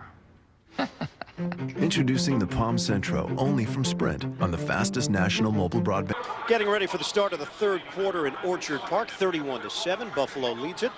Ian Eagle along with Solomon Wilcots. We know how important a game this is for the Buffalo Bills to maintain their place in the playoff race. For Miami, the football futility, it continues. They've added some highlights to that already growing list. They added to their turnover reel after 5 turnovers last week. 4 turnovers and miscues in this game in the first half, whether it's John Beck is stumbling, tripling, or at least the veteran quarterback, Cleo Lemon, he can't hold on to the football, and then the pressure leading to interceptions on the back end. This offense has been a model of futility. The 4 turnovers, including on special teams, has handed this game over to the Bills so far in the first half? Well, first half numbers. Buffalo establishing the ground game with 149 yards, 237 total yards, no turnovers for the Bills, 4 first half turnovers for Miami, leading to 21 Buffalo points. A loss here for Miami. They would fall to 0-13. Don't know if Cleo Lemon ever imagined he'd be in there today. Of course, as a backup quarterback, you're always one play away, but it was the ineffectiveness of the rookie John Beck. Fellow rookie Trent Edwards for the Buffalo Bills. Again, just going about his business, nothing flashy. They've opened it up a little bit more this week than in past weeks for Edwards. But all in all, the word is efficient. And it's led to touchdowns as opposed to other weeks where the Buffalo Bills have settled for field goals. Lindell to kick it off. And Ginn moves forward to field it. And he's brought down quickly right around the 35-yard line. John Wendling on special teams. Well, Miami will have the football to open up this second half, and it is the veteran Cleo Lemon out of Arkansas State, class of 2001. Didn't sign with an NFL team until 2002, had a tryout with the Baltimore Ravens, and then a football odyssey for Lemon. Signed a one-year deal during the offseason worth $1.3 million to serve as the backup to Trent Green. Green goes down with a concussion. Lemon gets the job, then loses it to John Beck. On the short pass, Justin Peel juggling the football out along the sideline, and a short gainer. Well, interesting to see what are some of the adjustments offensively as you go in at halftime if you're Miami.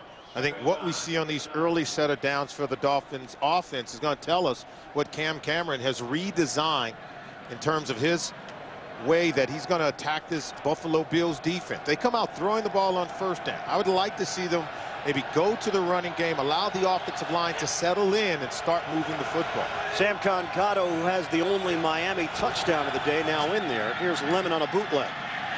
Throwing against the grain and a lunging attempt by Ginn. It's incomplete. Now that ball should have been caught by Ted Ginn. Okay, it wasn't a perfect throw.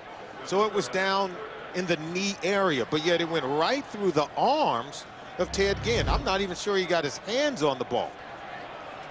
Very difficult to place this ball perfectly, but yes, it's low, a little bit below the knees, but Ted Ginn has to be able to go down and pick that ball off his shoelaces and haul it in. Well, Ginn still raw as a wide receiver. When Chris Chambers was dealt, Ginn moved up to a starting role alongside Marty Booker, and now Booker injured, out with a knee.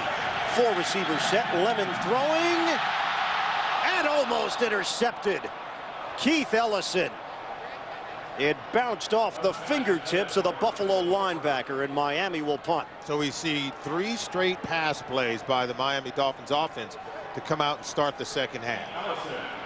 And only one of them were complete. For 1 yard. So Brandon Fields on. The snapper is John Denny. He is the younger brother of Buffalo defensive end Ryan Denny, both out of BYU, the pride of Thornton, Colorado. Roscoe Parrish will move forward. And it's going to take a Miami roll. Looked like it was touched up. Now, Miami claims they've got it, stating that it hit a Buffalo player, but it was already touched right around the 19-yard line. It did hit a Bills player, but it hit a Miami's Dolphin player first. So the Bills can't touch it without it being a turnover.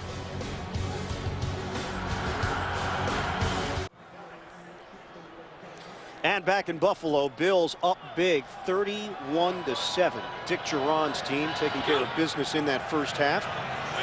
And first possession of the second half as Marshawn Lynch gets the carry. Lynch carrying some Miami defenders on his back. Vonnie Holiday, it's a 5-yard gain. Remember, Solomon, this team started the season 0-3. The playoffs seemed like an unrealistic goal at that point, but it's been done before since 1970. The last team to do it, the Bills, in 1998, finishing the year at 10-6 after starting the season 0-3. AFC wildcard picture. Buffalo entering action today, 1 game behind Cleveland and Tennessee We're assuming that Jacksonville is on solid footing right now. On second down. And Lynch just keeps going. Marshawn Lynch has a first down. Miami claims that they stripped the football, and they did. It's a fumble and recovery to Miami. Wow. Jason Taylor came out of the pack and is standing in the end zone awaiting the official's word. So Scott Green says it will be Miami football, but down at the 31-yard line. Marshawn Lynch and Dick Duran are looking on in amazement. Let's see where the ball came out. See, there's Taylor clawing away at it. Got to have two hands on it. Now, at what point is the forward progress stop?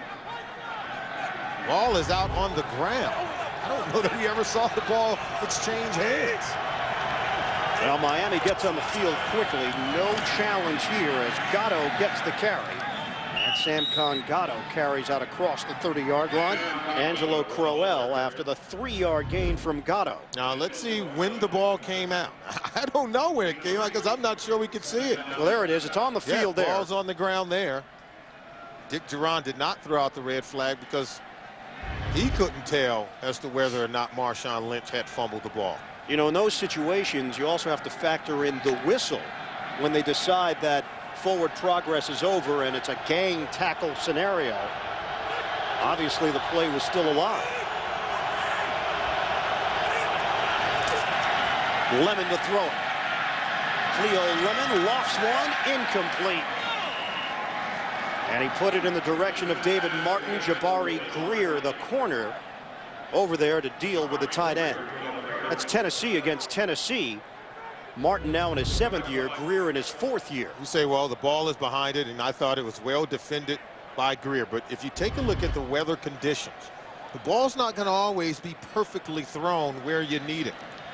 But if you're a big tight end, as is Martin, I think you've got to be able to reach behind yourself and try to pull it in. But let's give Jabari Greer some credit for getting the ball out. And a penalty against the Miami Dolphins will move the football back. It's now listed as a 2nd and 17. 3 penalties against each team here today. 12:10 to play in this 3rd quarter. Buffalo with the sizable lead, 31-7. With a win, the Bills would move to 7-6. With a loss, the Dolphins would drop to 0-13. Shotgun for Lemon. Here comes the rush. Lemon avoids it.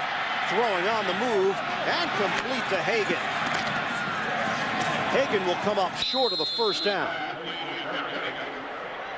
Ashton Yabodi had a shot at Cleo Lemon, but the fake was enough to bring Lemon free for some extra throwing time. But what we saw in this play is something we haven't seen enough of, and that is the quarterback making a play to elude the pass rush, and then the ball thrown to Hagan, and then making a play after the catch to elude tacklers and get close to the first down mark.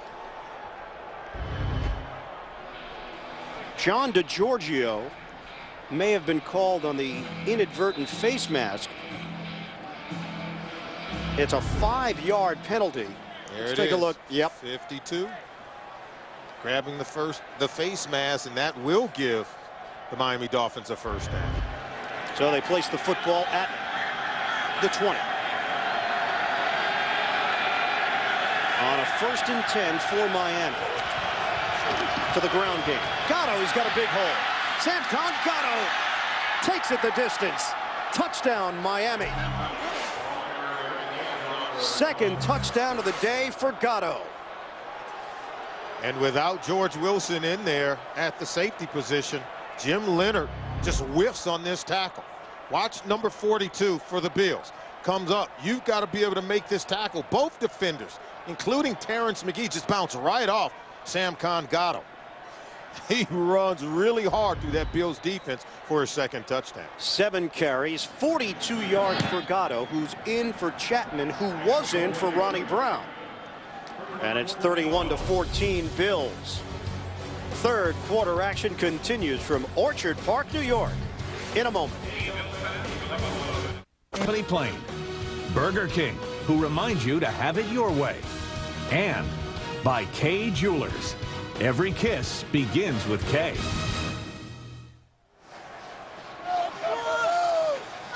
Well, a chilly Sunday afternoon here in Buffalo with the Bills in front 31-14. A pair of Gatto touchdowns for Miami has accounted for all of the scoring.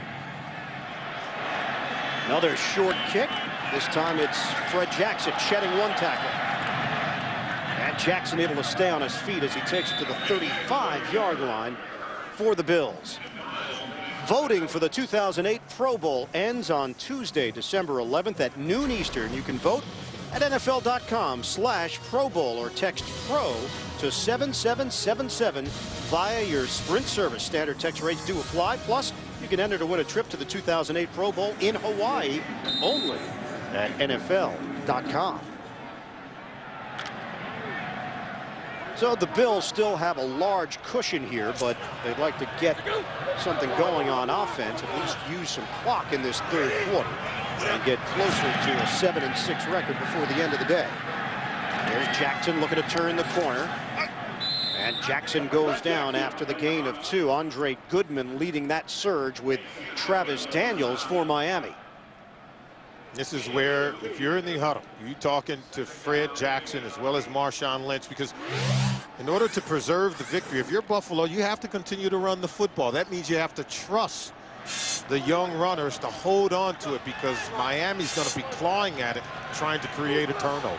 The veteran Anthony Thomas was placed on injured reserve with a calf injury earlier this week. Edwards on the run, slings it, and Royal tried the one-handed stab. It's incomplete. So Edwards put some mustard on that one, and Royal could not handle it. Yeah, Jason Taylor had pressure on Trent Edwards. I think Edwards got to put a little more touch on this ball.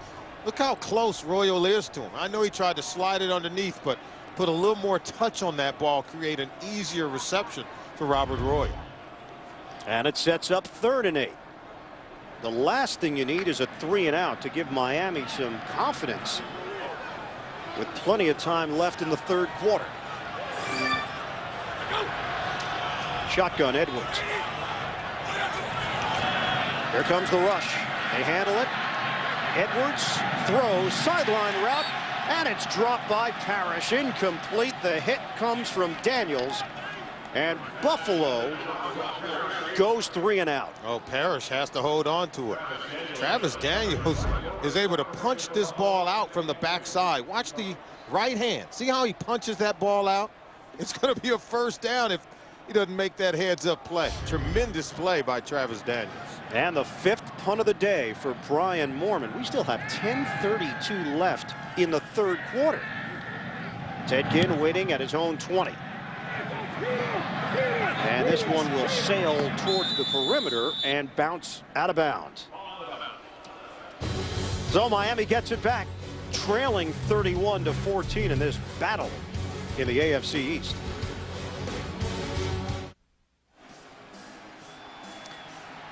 Well, the snow has stopped here in Buffalo with 10:23 to go in the third quarter, but it is very cold, as expected on a December Sunday in western New York. Dolphins get the football back. Play fake. Fleming steps and throws underneath to Gatto, and he turns it upfield. Samcon Gatto, huge gain, and finally brought down at the 36-yard line of Buffalo. That's a 35-yard catch and run. Poor tackling by the Buffalo Bills in space. John DeGiorgio, 52. You freeze him, you've got to make the tackle in the open field. Great move by Samcon Gatto to create yards after the catch. The whiff by number 52, John DeGiorgio, leads to a big play for the Miami offense. Second catch of the day, 41 yards for Gatto through the air. And Miami is on the move. On the pitch for Gatto, and tripped up. Gatto picks up 2. Brian Scott got him down low for Buffalo. Scott came up and was able to trip him up. He was close to hitting the corner. Gatto is a guy that this team had released to put Ricky Williams on the active roster. And what did Cam Cameron say to us? He saw him at the game. He's like, I wouldn't leave town just yet. And they were hoping that he would clear waivers. They were afraid someone would pick him up. Remember, Ricky Williams went down and lost for the season in that Monday night game against Pittsburgh. They immediately re-signed Sam Gatto, and they're very glad they did. Gatto was first on the NFL map with the Green Bay Packers. Lemon throwing. He came out of the pocket and couldn't hit Justin Peele. It's incomplete. So now a 3rd and 8 for this Miami offense. You notice Cam Cameron designing more plays to put Cleo Lemon out on the edge. What is he trying to do? He's trying to avoid the pass rush that's been pouring in on his quarterback. By getting a mobile quarterback like Cleo Lemon on the move, it allows him to beat the pass rush, get outside, and create better throwing lanes. This is a team that only had 37 rushing yards last week. Really have not been able to establish the run other than the Gatto touchdowns today. Lemon throwing. Home run ball. It's incomplete. Looked like Ginn was turned one way, then turned the other on Jabari Greer. Oh, this is just good coverage on the back end by Jabari Greer in that secondary for Buffalo. The protection did hold up because you needed time to throw this ball down the field, and on 4th down, Cam Cameron's going to go for it. Yep, they're in that no man's land part of the field where they'd be looking at a 52-yard field goal attempt. Really no use in punting it from the 34-yard line. So on a 4th and 8, Miami will go for it. And after going deep on 3rd down, look for him to maybe check it down underneath on the pass block. Shotgun. Lemon, quick throw on a slant, and it's incomplete. Hagan wanted a flag, and he'll get 2 of them. Jabari Greer, the former collegiate track star, getting Hagan from behind in coverage. Oh, this is interference. Defense, number 33. Ball will be placed. The spot of the foul. 1st down. If I'm Dick Duran, I'm not upset with Jabari Greer's play at all. Did he get there too early? Let's take a look. Yeah, just a wee bit early, but he's trying to get in on the front side of that slant. Very difficult to time it up any better than that. And you don't want to get upset with your players if they make a mistake, making maximum effort. I think Dick Duran says, hey, we can live with that. We would rather you not get the penalty, but he was trying to make a play. So it sets up 1st and 10 at the 25 for Miami. 8:36 left to play in this 3rd quarter. Fake the handoff. Lemon on the run, stops. Get rid of it. Yep. Cleo Lemon forced out of bounds by Dante Whitner. Give him a gain of 1 on the quarterback keeper. Let's head to New York. Check in with JB. Ian and Solomon. Jacksonville looking to solidify its playoff push right now, a 5 seed in the AFC. This bullet from David Garrard to the back of the end zone. Matt Jones, 6-yard strike, made it 17-6. They've added a field goal, 20-6 Jacksonville over Carolina. Ian and Solomon. Now, maybe there were some questions, JB, early on when Jack Del Rio decided that he was going to go with David Garrard as his starting quarterback. There is nobody questioning that decision these days. Garrard said he didn't even know that Byron Leftwich had been cut. He was sleeping in the players' lounge. They all had to come and get him, saying, Coach wants to meet you. He's got some news for you. 2nd and 9. Gatto unable to push the pile. Brian Scott, first man there. He's got a knack for getting into the backfield or into the pocket area. And Gatto appears to be okay. Not much of a gain on that 2nd down run. Give him a gain of 1. And 3rd and long now for Miami. 3rd down play. They've tried to hit the quick slants. Be careful as you continue to go back to the well on it. I thought the defenders have really played well against those slant plays. I think you spread them out. Watch them maybe trying to get the ball in the hands of Lorenzo Booker. Yep, Booker's in the backfield. Lemon couldn't handle the snap. And it's a busted play. Lemon carries for no gain. Has to be frustrating for Cam Cameron. You have an opportunity to make a play. Samson Satelli and the quarterback Cleo Lemon. See, I thought Satelli got the ball up. Cleo Lemon, you have to stay in the saddle a little bit with those hands under the center and make sure you possess the football. Jay Felion for a 41-yard field goal attempt. Last week hit a 53-yarder and a 44-yarder in the loss to the Jets. It's good. Miami inches a little bit closer with 6.5 to go. We're in the third, 31-17 Bills. Sponsored by Mitsubishi Motors and by Wachovia. Smart financial decisions. Are you with Wachovia? This Buffalo Bills offense comes in ranked 31st in the NFL, averaging just under 275 yards per game. As Miami has put more points on the board. It's 31-17 Bills. Only 5 Buffalo plays in the second half. No first downs and just 13 yards of offense. So now Trent Edwards in this Buffalo offense will look to sustain a drive. Oh, they squipped it. Off the deflection, the Bills come up with it off an onside kick. It looked like it was going Miami's way, but Sam Aiken jumping on top of it. The Dolphins had a couple of cracks at it. Now the question is, did it go 10 yards? It may be irrelevant as Buffalo came up with it anyway. There's 10 yards right there. And they had a shot at it. Right there, you have a shot at getting that ball. Number 25, Will Allen. And after it looked like a Buffalo Bill had touched it. So clearly the Dolphins had a chance to recover the ball. Now the element of surprise was there. Buffalo did not see that one coming, but Miami could not execute it. And that's been the theme of the season. Jackson gets the carry. Handshake and bake move by Jackson as he takes it to the 35-yard line. 2-yard pickup. Porter and Vonnie Holiday there to bring him down. Coming up next Saturday, Rick Pitino's Louisville Cardinals head to Conseco Fieldhouse in Indianapolis. They battle the Purdue Boilermakers in the Wooden Tradition here on the home of the NCAA Men's Basketball Championship, CBS Sports. I'm fired up for college hoops. You are. Yeah, you were watching the TV yesterday, taking in the doubleheader action here on CBS. My UCLA Bruins are finally back. Your UCLA Bruins? Absolutely, I can claim it. Robert Royal is brought down inside the 30. Wow, I think back to your collegiate career. I remember you as a Colorado Buffalo. I don't remember UCLA in your past. With Los Angeles on my birth certificate, I think I can claim that's enough. That's enough. Right? You've proven yourself. That qualifies. That's it. You're in. Okay, thank you. 3rd and 3. Now for Buffalo from the Miami 30-yard line. Edwards will work out of the shotgun here. Just over 5 minutes to go in the third quarter. Bills looking to convert on 3rd down. Edwards gets rid of it, and it's short of the marker.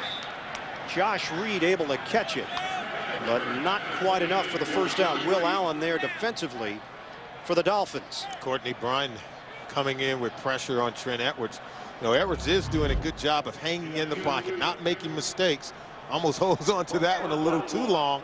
But I think here in the second half, he's got to find a way to move the offense, get some points on the board, take a little bit pressure off the football team, because Miami is starting to see some of the momentum in this football game. Edwards is yet to crack 100 yards through the air. This is a 46-yard field goal attempt for Ryan Lindell. And he missed it. The streak is over. Lindell, 18 in a row to set a new Buffalo Bills record, and it ends right there. Empty possession for the Bills. Bills offensive coordinator Steve Fairchild. In this second half, they've only mustered 22 yards of offense. Opportunities have been there for Buffalo to put this game away and send Miami to an 0-13 start, but the Dolphins still alive. 4:27 to go in the third quarter. On a handoff for Samkon Gatto, he goes up in the air and twirls over after a 5-yard gain. He got flipped by John DeGiorgio. Clock is moving here in the third. The offense isn't the only side of the ball that's been unproductive. We saw John DeGiorgio miss a tackle and Samkon Gatto in the open field. The defense has missed tackles, including Jim Leonard, the free safety, on a run by Samkon Gatto that went for a touchdown. They have to play better on defense here in the second half. No George Wilson. He is out in this second half with a rib injury. The converted wide receiver doing a tremendous job at safety. Handoff, it's Gatto again. Kyle Williams able to wrap him up. It's a 2-yard gain for Miami. Some talking after the play. Sets up 3rd and 3 for the Dolphins. I got to believe with the score the way it is and the way the momentum seems to be shifting to Miami, that even if they don't convert on 3rd down, thinking Cam Cameron might keep his offense out there on 4th down and give him another crack. So you might look at this 3rd down as maybe, you know, an opportunity to take some chances and catch the Buffalo defense off guard. Line of scrimmage is the 43. Lemon out of the gun. Moving pocket, throwing, complete to Kidd. 1st down, Dolphins. They'll move the chains. It's a 6-yard pickup out near midfield. Several rollout plays by Cleo Lemon allows him to elude the pass rush, get out on the edges, and then a perfect throwing lane. No one between he and Ted Ginn. Ball appeared to be tipped just a little bit, but Ginn able to make that catch for a 1st down. 5th Miami 1st down of this 3rd quarter. Buffalo yet to register one. On 1st and 10, it's Gatto driven backwards. Kyle Williams, no gain on the play. You said the Bills defense had to make some plays. You start by shutting down the run game. Don't allow Samkon Gatto to get to the 2nd level. Take a look at Samkon Gatto. You know, after being released by a football team, you're on the street, you're away from the game, and look at what he's done today. 52 yards rushing, only 48 yards in the previous 4 games. And you kind of feel like you're getting a second chance to play in the National Football League. I'd expect that he's come back twice as hungry as when he had played before. Tack on the 41 yards receiving for Gatto as well. He's had a good day. Lemon on a pump fake. He'll throw it underneath. Lorenzo Booker creating after the catch, and Booker finally brought down at the 45 by Keith Ellison. If the Miami Dolphins are going to not only turn around this season, but get this organization and the football team going in the right direction, young players have to grow up quickly for Cam Cameron and start to make plays. John Beck, as well as Lorenzo Booker, a draft pick for the Dolphins in the 2007 draft. He has to be able to make some plays for this offense. Cleo Lemon stepping in for the ineffective rookie John Beck. 3rd and 4. Here comes the rush. Lemon too high. He had Ginn open. Ashton Yabodi with the heat on Cleo Lemon. He had Ginn open, but the pressure was closing in on him. He had to reload it, try to get rid of it, and just clearly overthrew him. So on 4th down, it looks like I'll say that Miami is going to punt the football. So Brandon Fields on with Roscoe Parrish standing at the 10. 5 punts today, averaging 40 yards with this tricky wind.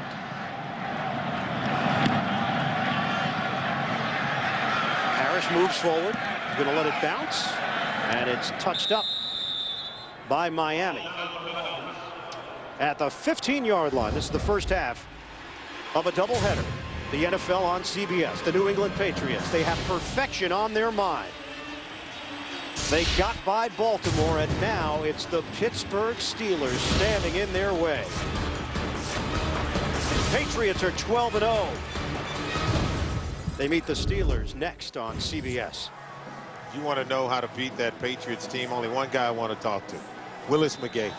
Because the way he ran the ball on that Patriots defense on Monday night, I think it just allows you to peek behind the curtain a little bit and understand how you have to play when you take on the Patriots. Yeah, you're right. That rush defense is vulnerable, and McGahee was able to expose it on Monday night.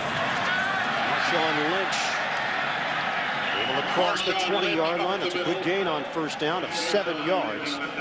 Lynch and Jackson are now inching closer to 100 yards each on the day. So Buffalo has been able to run the football.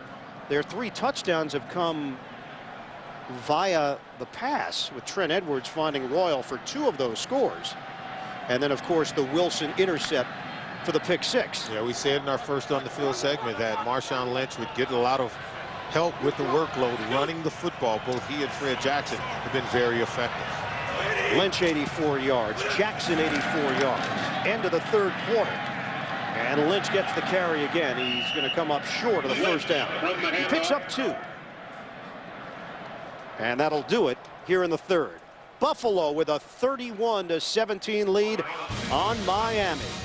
We'll come back to Orchard Park after this message and a word from your local station. You're watching the NFL on CBS.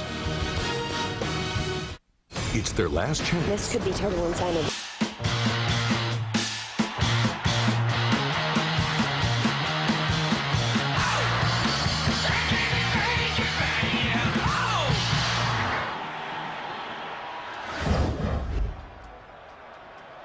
The Buffalo Bills, with a win, would improve to 7-6 today. They would send Miami to an 0-13 start. As we start playing this 4th quarter, the Bills with a 3rd and 1. Handoff, Marshawn Lynch, he's tripped up, and he's got a first down. 5-yard gain for the rookie Lynch. Ian Eagle, Solomon Wilcots, the rest of our CBS crew. Buffalo 31, Miami 17. Miami has been playing well here in the second half. Buffalo Bills have yet to sustain any semblance of offense here in the second half. This is where Trent Edwards, Marshawn Lynch, this big offensive line for Buffalo have to be able to get it going in the 4th quarter, sniff out any idea of a Miami Dolphins comeback. Solomon, that's their first down of the second half. Reed is the motion man. And Edwards to throw. Fires to Lynch. Flag is down. Lynch has another first down for Buffalo, but we'll see what the penalty marker is as Joey Porter came in to greet Marshawn Lynch. Is this one coming back? Ineligible downfield on a pass. Number 68. 5-yard penalty. First down. Now Langston Walker went a little bit too far. Langston Walker, right tackle, gets downfield just a little bit, and here he is right here. He's going to fire out once he gets down the field prior to the ball being thrown. See, take off, and now he's just got to hold your water, but see, he's already down the field as that ball is being thrown. Edwards held on to it, was looking for the right moment, and then the offense was out of sync. 1st and 15 now out of the shotgun. Edwards. Handoff. It's Fred Jackson. Pile being pushed. And it's whistled dead right around the 30-yard line. A 6-yard gain for Jackson. You know, Dick Duran talked at great length about Fred Jackson, and the thing that stands out more than anything is just how much fun he has out there. Jackson, I think, really appreciates the fact that he's getting this chance with the Buffalo Bills out of Coe College. He was on the practice squad last year, and Duran felt he would be a part of the 53 this year. Yeah, and he said that, you know, he's always been impressive. We expected him to contribute. So we just had to find a way to get him on the football field. 2nd and 9 as Jackson releases out of the backfield. Here's Edwards. Steps and guns. Almost intercepted. 2 opportunities. Schulters was the first. And then Travis Daniels had the second chance for Miami. Every now and then at the quarterback position, yeah, you can play conservative and protect the ball. Watch the tight window. He tries to squeeze this ball in. As you can see, Lance Schulters came over, able to get a hand over it, trying to squeeze it into a very tight window to get it to Lee Evans. Edwards is now 10 of 21, 95 yards. He does have 3 touchdowns. He came in with a 65% completion percentage. Here's Edwards. Throwing. Deep ball. Evans, he's got it! And he's gone! Touchdown, Buffalo! 70 yards through the air. Travis Daniels could not run with Lee Evans. Trent Edwards has, you know, been questioned as to whether or not he can connect on the long ball in the fashion that J.P. Lossman had been able to. Here, I think he leaves no doubt. You see the double move by Lee Evans, gets on top of Travis Daniels, and now separation to run under a beautiful pass thrown by Edwards for the touchdown. It is the longest pass play of Edwards' rookie season. Lee Evans, who's a big play guy, second catch of the day, 79 yards, his second touchdown of the day. And Lindell tacks on the extra point. Well, Buffalo needed a little bit of breathing room in this fourth quarter, and they just got it. On the bomb to Evans. Bills up big.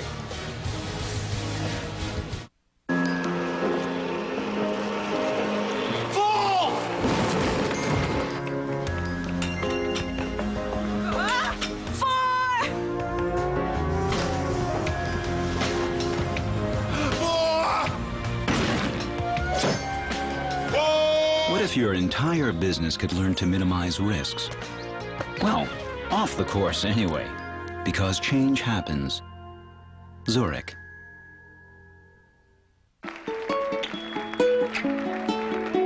Take another picture with your click, click, click, click camera.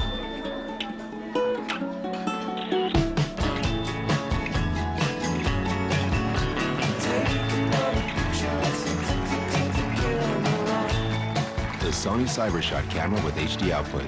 Watch your photos like you watch your favorite TV shows in high definition. High definition. It's in our DNA.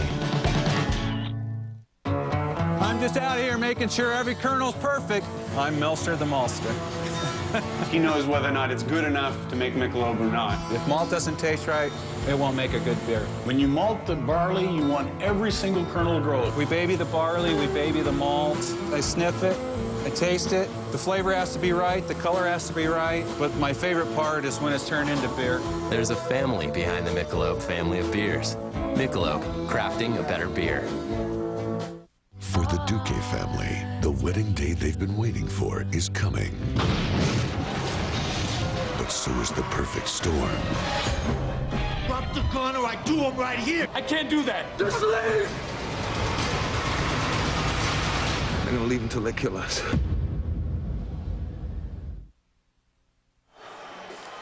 Now, Mr. December, Lee Evans, 70-yard touchdown reception. Edwards going up top. Longest pass of his young career. And now 4 touchdowns today for the rookie. It'll be Hagan on the return. And slips to the outside, just short of the 40-yard line for Miami.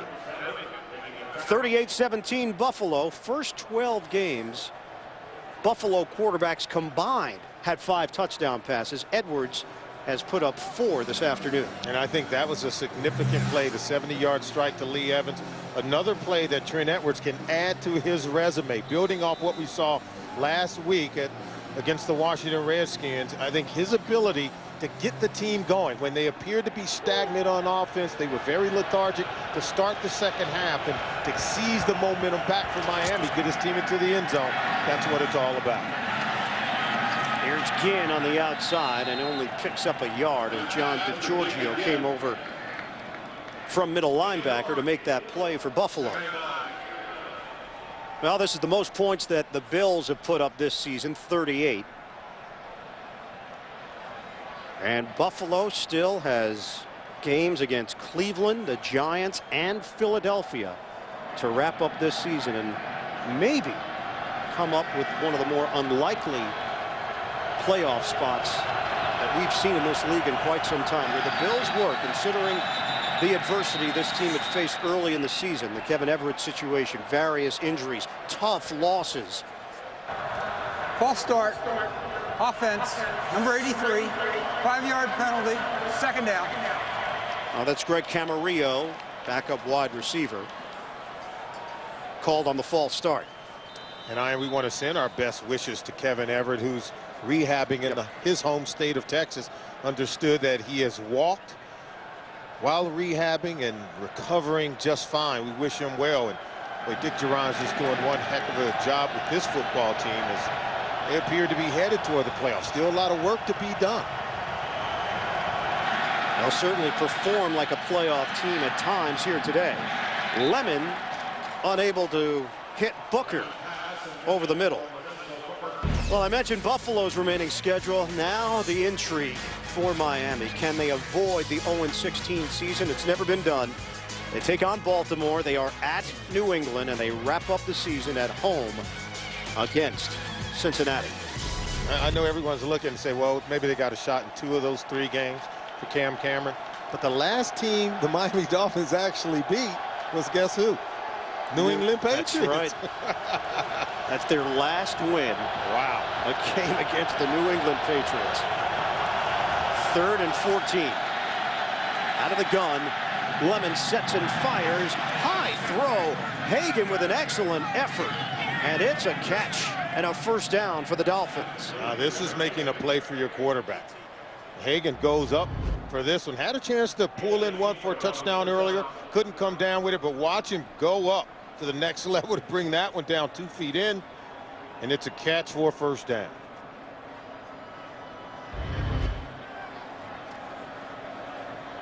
So Miami moves it into Buffalo territory at the 47-yard line. Coming up on 11 minutes to play in this 4th quarter. From the gun. Set up the screen. It's Booker turning it upfield. And Lorenzo Booker, an effective receiver. Once he gets the ball in his hands, he can do some damage.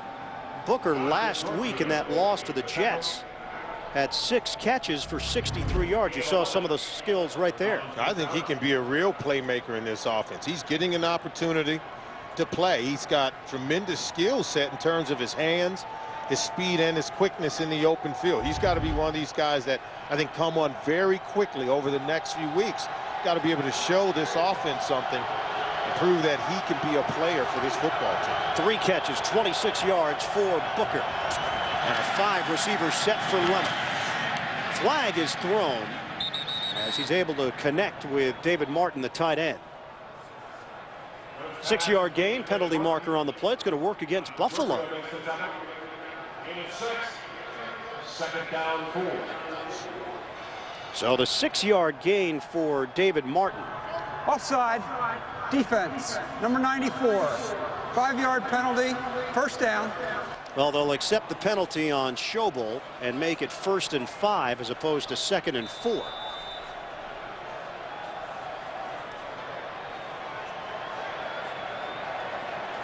Cleo Lemon today, 15 of 27, 196 yards. He has 2 interceptions. But he's also made some plays on his own. Deep ball. He's gotten Hagan involved offensively. Here's Booker on the carry. And carries it for a 3-yard gain. Sets up 2nd and short. Jason Jefferson in on that stop against the rookie Booker. Miami Dolphins have moved the ball on this defense, and if you're Buffalo, you can see the coaches trying to get their defense to wake up a little bit, start making a play, because Cam Cameron, his offense has been on the move here in the second half. They're beginning to make some plays. I might say they're just a couple of plays away from putting more points on the board here. This is good, as I've seen this offense from Miami look for quite some time. First time they've scored an offensive touchdown in 3 games. Booker, like he was shot out of a cannon, able to bust through the middle for a 7-yard gain and another Miami first down. Booker is the guy that's helping to fuel the offense. The offensive line has looked better here in the second half. Sam Congato has gotten the run game going, and Booker, as that 3rd down back in their passing sets, he's looked better.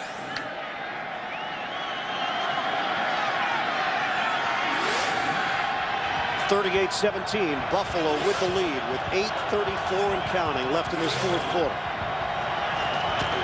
Out of the shotgun, quick handoff. Booker is greeted right away. It's Anthony Hargrove. They just poured in from every angle, looking to blitz off the corner and up the middle.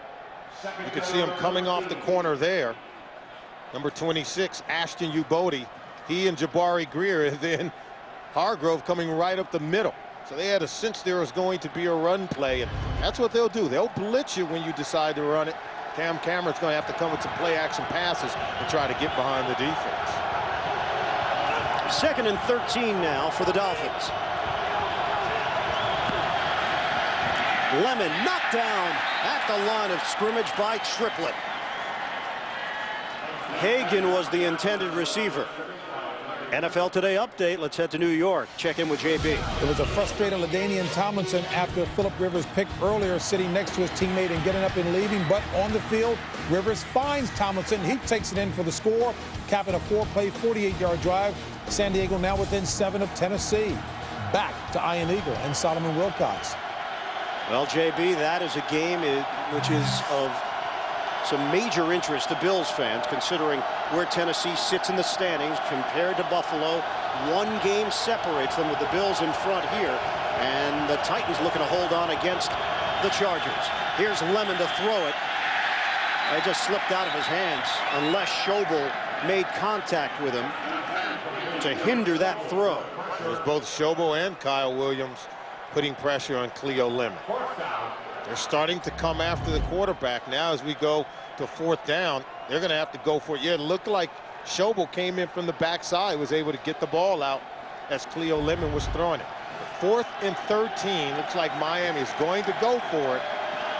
They've been dumping everything off very short. Let's see if they can try to get the ball down the field, try to get a high-low in terms of stretching the defense and find the open receiver. Down 21. A field goal doesn't help you here. And the Dolphins going for it on 4th down. Lemon in the pocket, throwing, and broken up. Camarillo in the vicinity, but DeGiorgio and Ellison are there. And that should just about do it for Buffalo. We're shopping mall. Buffalo Bills have won 6 of their last 7 against the Miami Dolphins, and they lead this one 38-17 with 7:33 to go. We are in the 4th. Reed in motion on a handoff for Marshawn Lynch. Right through the middle for Lynch. And he picks up 6 yards on 1st down. Coming up tonight on 60 Minutes, a behind-the-scenes look at the hardest-working player in the NFL. LaDainian Tomlinson. That's tonight on 60 Minutes. Well, Marshawn Lynch certainly making a name for himself in his rookie year with his running style. And both young running backs getting the job done today. Lynch with 97 yards, and Fred Jackson out of Coe College with 90 yards. 2nd and 4. You just can't bring Lynch down to his legs buckling. He just remains upright as he continues to churn the legs for a 3-yard gain. Inching closer to that 100-yard rushing mark, I think, would be significant after sitting out the last 3 games with that high ankle sprain. The way they're running the ball today, I think really just a microcosm of this football team. They are blue collar. They are very strong and tough and determined, despite the adverse moments they've been through this year. When I look at this team, I see one in Buffalo that's improving every week. Starts with their offensive line, the running backs, and now with Trent Edwards as the quarterback position, getting better at that spot as well. Edwards is over 100 yards now on the ground, and he adds to that total. I should say Lynch over 100 yards on the ground. So there's a chance. Last time that 2 Buffalo running backs with 100+ yards in the same game have to go back to November of 1996. Derek Holmes and Thurman Thomas did it against the Washington Redskins. And now Fred Jackson comes in. He said, okay, now it's my turn. So he's got 90 yards on the ground on 10 carries. By the way, there's only 5:24 left on the clock. And Buffalo with a chance to use most of it if they can keep this drive going on a 2nd and 4. Jackson. And Jackson brought down right away at the line of scrimmage. Maybe a gain of 1 for Fred Jackson. And now Miami, Dom Capers, their defensive coordinator, sending everyone in, trying to shut down the momentum that Buffalo is seizing from running the football. They were blitzing coming off the corners and getting a man in virtually every gap. Well, Buffalo is such a prime example of why you can't judge a team on paper only. You've got to see them with your own two eyes, because the numbers would tell you differently. The numbers would tell you that there's no way the Bills are in a playoff chase. They're ranked 31st in offense, 30th in defense. They have a rookie quarterback as Edwards is incomplete on third down. It was Fred Jackson down the sideline, and now Buffalo will punt it. The only ones unhappy about this one. Josh Reed was wide open coming across the middle of the field. Trent Edwards never saw him. He was just informed by the coaches that we had Josh Reed coming across the middle wide open. Not only would he caught it and gained yards, probably would have ran for another 15. You think he'll see that tomorrow in film session? There's no doubt. Here's Ginn from the 14. And bottled up as he crossed the 20-yard line for Miami. Josh Stamer the play on special teams. Buffalo is 4-12 away from improving to 7-6. There'll come a day when you'll wonder. You'll think back to how you used to listen. Before you heard your music, your sports, your talk, all from the same place. And you'll wonder how you ever got along without it. Sirius. Everything else falls short. Over 130 channels. Only one place to get it all. Sirius Satellite Radio.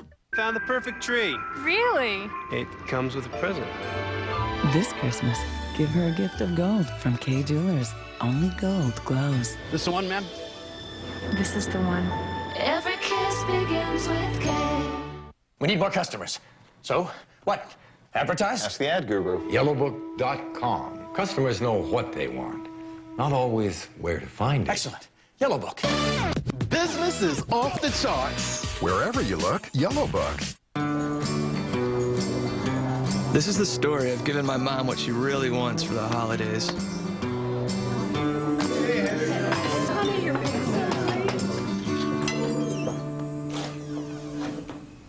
I don't know if she was more surprised with what I got. Let me look at you. Or how good I looked in it. Yeah, I'm glad I didn't go with that crystal turtle. Whatever your story is, your Citi card can help you write it. Citi, let's get it done. You could have done this. Not who, what. This killer was so smart. I've never seen anything like this. Get down! Eric!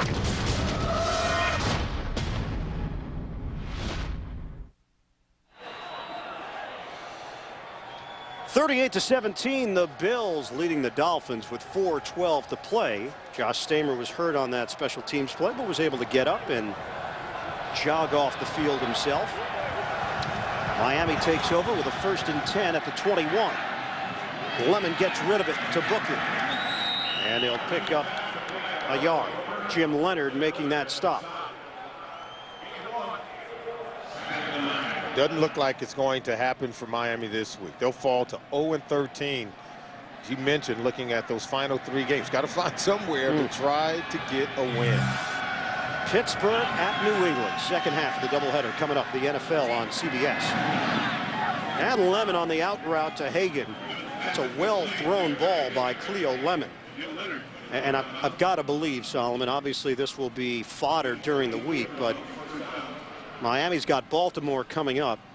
Cleo Lemon gives them the best chance to win. It would be very tough to go back to John Beck now. I think it's clear because John Beck has turned the ball over 6 times in 5 quarters of play. Now, Cleo Lemon did have a couple of interceptions in this game as well, but I think if they can solidify the pass protection up front, we've seen him throw some really nice balls. He's given the wide receivers an opportunity to make some plays as well. Buffalo is challenging them, ruling on the field on the previous play. I think Jerron was right there, so the question is whether or not he was inbounds on this catch. Looked okay to me. Hey, tell me something. There's a delicious Subway food montage going on right behind me, isn't there? Yep, I can smell it. Well, that's going to make it kind of hard to focus, but here we go. An ode to the Subway feast.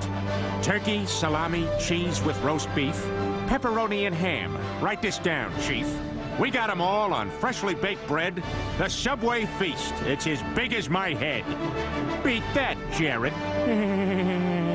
Subway, eat fresh.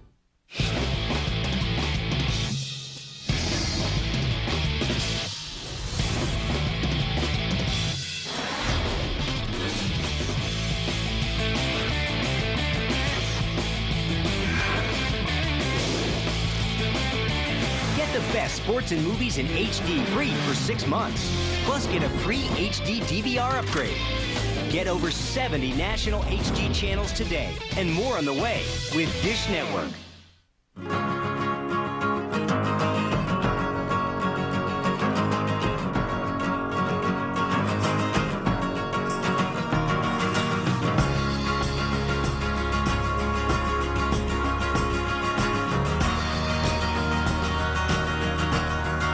Introducing the D64 series, the slimmest, lightest Aquas ever. From the leading innovator in liquid crystal television, Sharp. The NFL on CBS is sponsored by Subway Restaurants. Subway, eat fresh. And by Best Buy, where this holiday, the wow's guaranteed.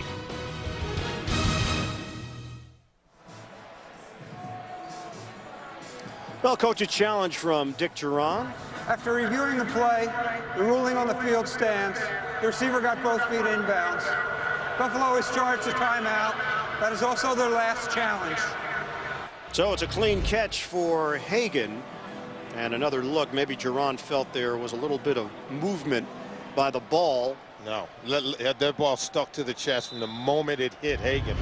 Left foot was down and then right foot went down. Bills coaches saw something differently along the sideline there, and the challenge goes in favor of Miami. So the Bills lose a timeout. 1st and 10 now for the Dolphins. From the 43. Lemon out of the pocket on a soft toss for Booker. And it comes up short of midfield. 5-yard gain through the air. Keith Ellison, the linebacker, over there to help make the play for Buffalo. 2nd and 5 now for Miami. Now, I understand you want to try to develop the rookie and give him game experience. On a low throw, and it's ruled incomplete.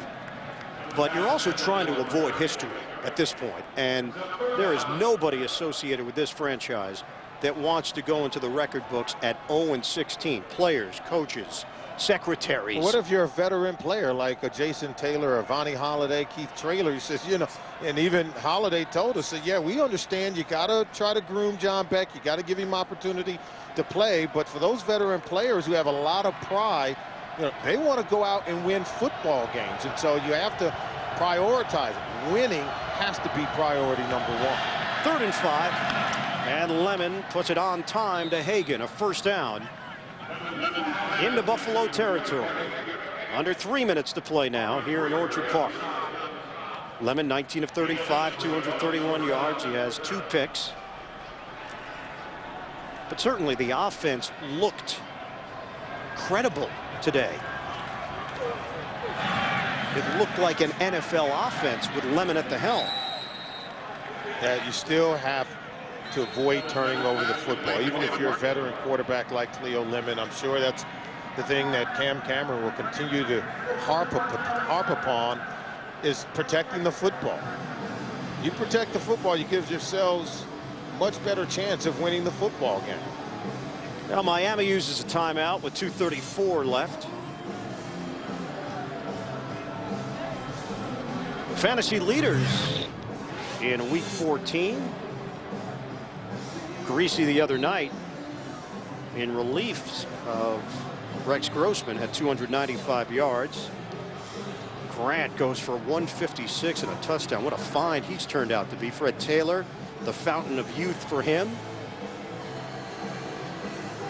Plexico Burris. Big game for the Giants. 7 for 136 and a touchdown. Jason Witten's a star for Dallas. Yeah, you got to like what Jason Witten's doing in Dallas. They're a team that I think holds some serious potential to make it to Arizona for the Super Bowl, playing in the NFC. Lemon throws. Hagan. And he ducks out of bounds. So Derek Hagan getting the start for the injured Marty Booker today, out with a knee. Hagan's made the most of his opportunity. 8 catches, 93 yards for the second-year wide receiver. Now, he's one of those young players that we talked about that's got to begin to blossom in this offense if they're going to get things turned around. I really do believe with the loss of Ronnie Brown, who was in the middle of having a Pro Bowl season, 4 straight 100-yard rushing games, his all-purpose yards amongst the tops in the National Football League. And when he went down, they lost tremendous firepower in this offense. On 3rd and 2, broken up. Tried to squeeze it into Ted Ginn. Ellison and Greer there defensively for Buffalo. It's 4th down. Miami will go for it. It's all about effort. Jabari Greer. And we've seen him get there a little early on the slant play and draw a penalty. That time he continues to fight. You know, he's the 3rd cornerback in the rotation when they started training camp behind Jason Webster and Ashton Yabodi. And since he came in and got that start against the Dallas Cowboys, he's played very well. So now 4th down for Miami. The fans that have remained here at Ralph Wilson Stadium cheering on this defense. 4th and 2. A great effort on the low throw by Booker. We'll see where they spot it. All right, that's called picking it off the shoelaces. We saw that same kind of pass, a low throw, earlier to Ted Ginn, who couldn't make the catch. Boy, Booker showing to be sure-handed for the Dolphins coming out of the backfield. And they're going to have to measure it. Despite what's on the scoreboard, here's a guy who's still fighting for his coat. Look at that, trying to make a play. Lorenzo Booker, very impressive.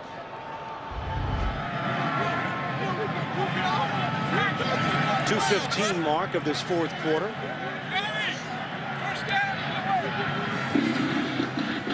And the measurement for Miami. Now he's got enough.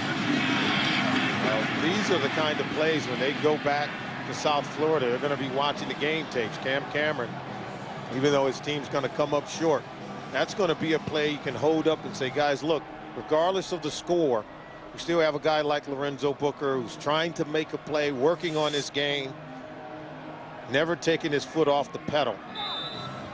It's Miami. They're just looking for anything that they can hang their hat on. That's a bad spot, man.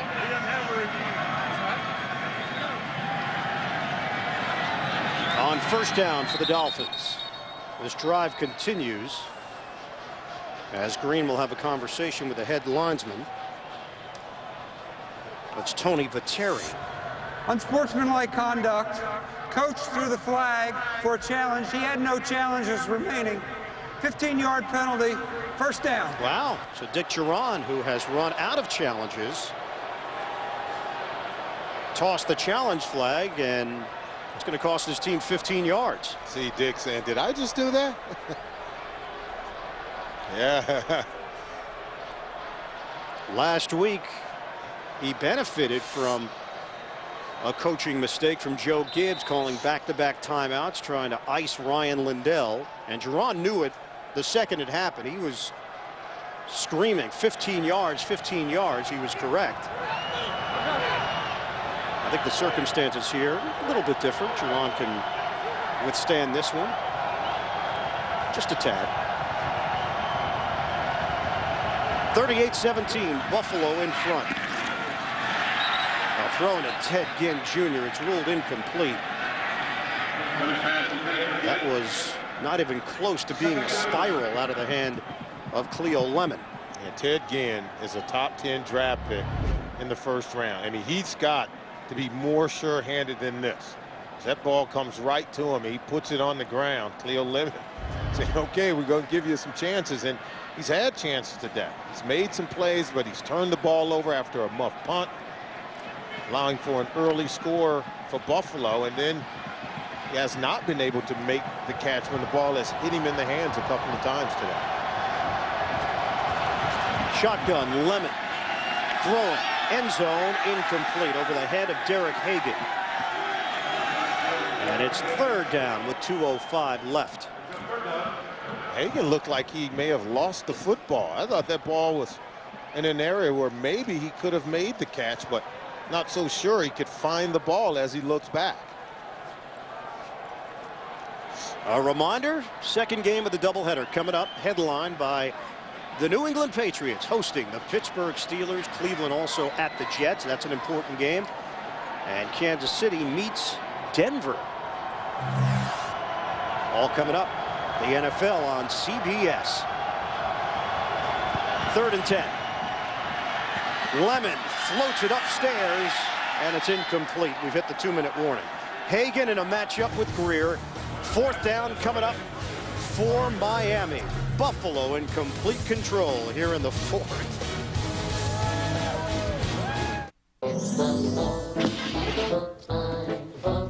See anything? Nope. Nothing? They always hide them up there. Nothing good anyway. Whoa, that's where they are. Where are you going? What is going on here? Whoa, buddy, that's a big no-no. This holiday, put together gifts they can't wait to get their hands on. Like Xbox 360, Guitar Hero 3, and Best Buy's exclusive faceplates. That's WOW guaranteed. Only at Best Buy. Disciplined investing. At T. Rowe Price, it's not just about the short term. It's about a steady, long-term approach.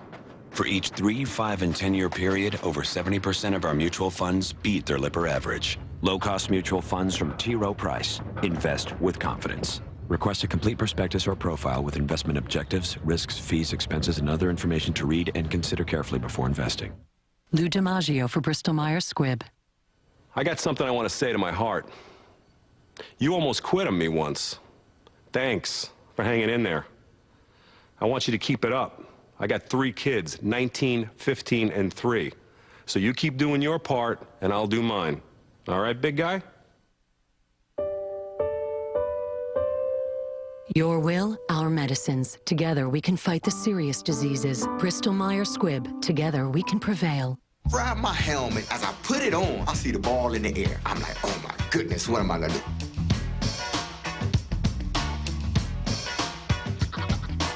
They aren't as fierce as they look.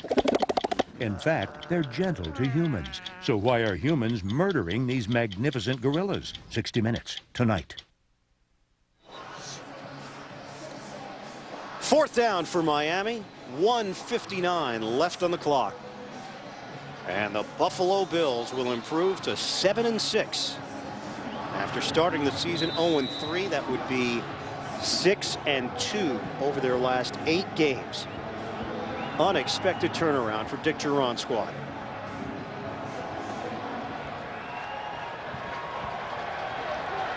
Fourth down for the Dolphins from the 19.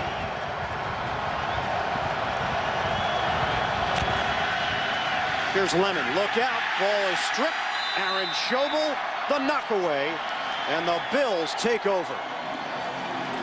Ryan Denny on the recovery for Buffalo. The Bills had come into this game at only 13 sacks, the fewest in the National Football League. And today, they have 5, including that one by Aaron Schobel. What did Dick Duran tell us? Hey, I'm more concerned with pressure than I am with sacks. The ability to put pressure on the quarterback and force errors allows them to create turnovers. AFC playoff picture. Tennessee at 7-5, but in a dogfight with San Diego. We give the win to Buffalo to improve to 7-6. The Bills have done their part. It's a handoff to Fred Jackson. And Jackson will pick up a couple. Donnie Sprague in on that stop for Miami. Remaining schedule for the Bills. Big one next week when Buffalo travels to Cleveland. Then home for the Giants. And then they'll wrap up their season in Philadelphia. That'll be a very important game next week against Cleveland, as they're contending for that same wild card spot. Now, this is why you got to love the NFL. Year in and year out, the unpredictable nature of it. Nobody would have thought before the season that a December meeting between Buffalo and Cleveland could actually determine a playoff spot for both teams. Absolutely. A good coaching plays a role in it, and maybe a little bit of fortune also. Romeo Crennel doing a wonderful job with Cleveland, but no one had predicted that Derek Anderson would lead the team the way they're doing. And I think Dick Geron's doing a swell job with his team. And no one thought that Trent Edwards would be the rookie quarterback leading this team to the second season. On a 2nd and 8. Now Jackson is going to be very close to 100 yards. That should give him 97 rushing yards on the day. Steelers and Patriots. Second half of the doubleheader just ahead. Cleveland taking on the Jets, and Kansas City visiting Denver. All coming up, Week 14, the NFL on CBS. For Miami, the futility of this season, the frustration. They moved to 0-13. You know, it's one thing to make the comparisons to the Tampa Bay Buccaneers from 1976. That was an expansion team. Yeah.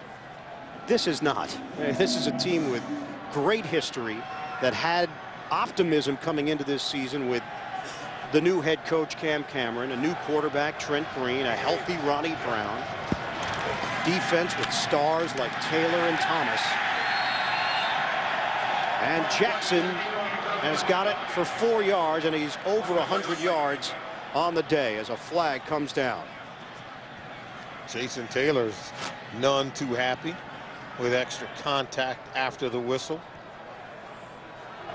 Personal foul. Number 99 defense. Late hit. 15-yard penalty. First down.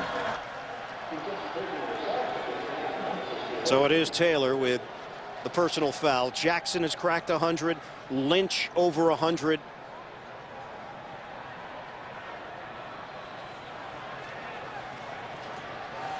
And the Buffalo Bills, a minute 29 now left on the clock.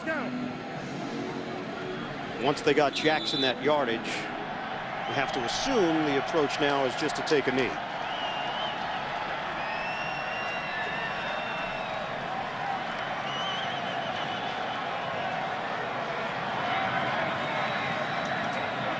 Bills wearing their throwback uniforms today from their AFL days in the 60s. That's a good look. Now Jackson up the middle. Now there's no knee for Buffalo. And Fred Jackson adding to his total. That's a 13-yard gain and 115 yards on the ground. When you go to a Division III college and you have to play in the indoor league and NFL Europa, and you get an opportunity like this, even with time running out where you don't have to try as hard, Fred Jackson still trying to smell the end zone.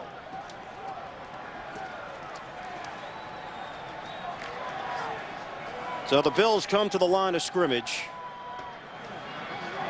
and they will walk out of Ralph Wilson Stadium over 500 at 7-6.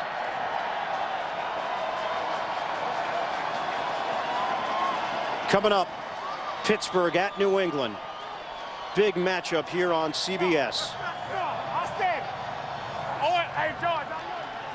The nightmare continues for the Miami Dolphins, who fall to 0-13 on the season. Bills improve to 7-6, a 38-17 win over Miami. For Solomon Wilcots and the rest of our CBS crew, this is Ian Eagle. So long from Buffalo. Second half.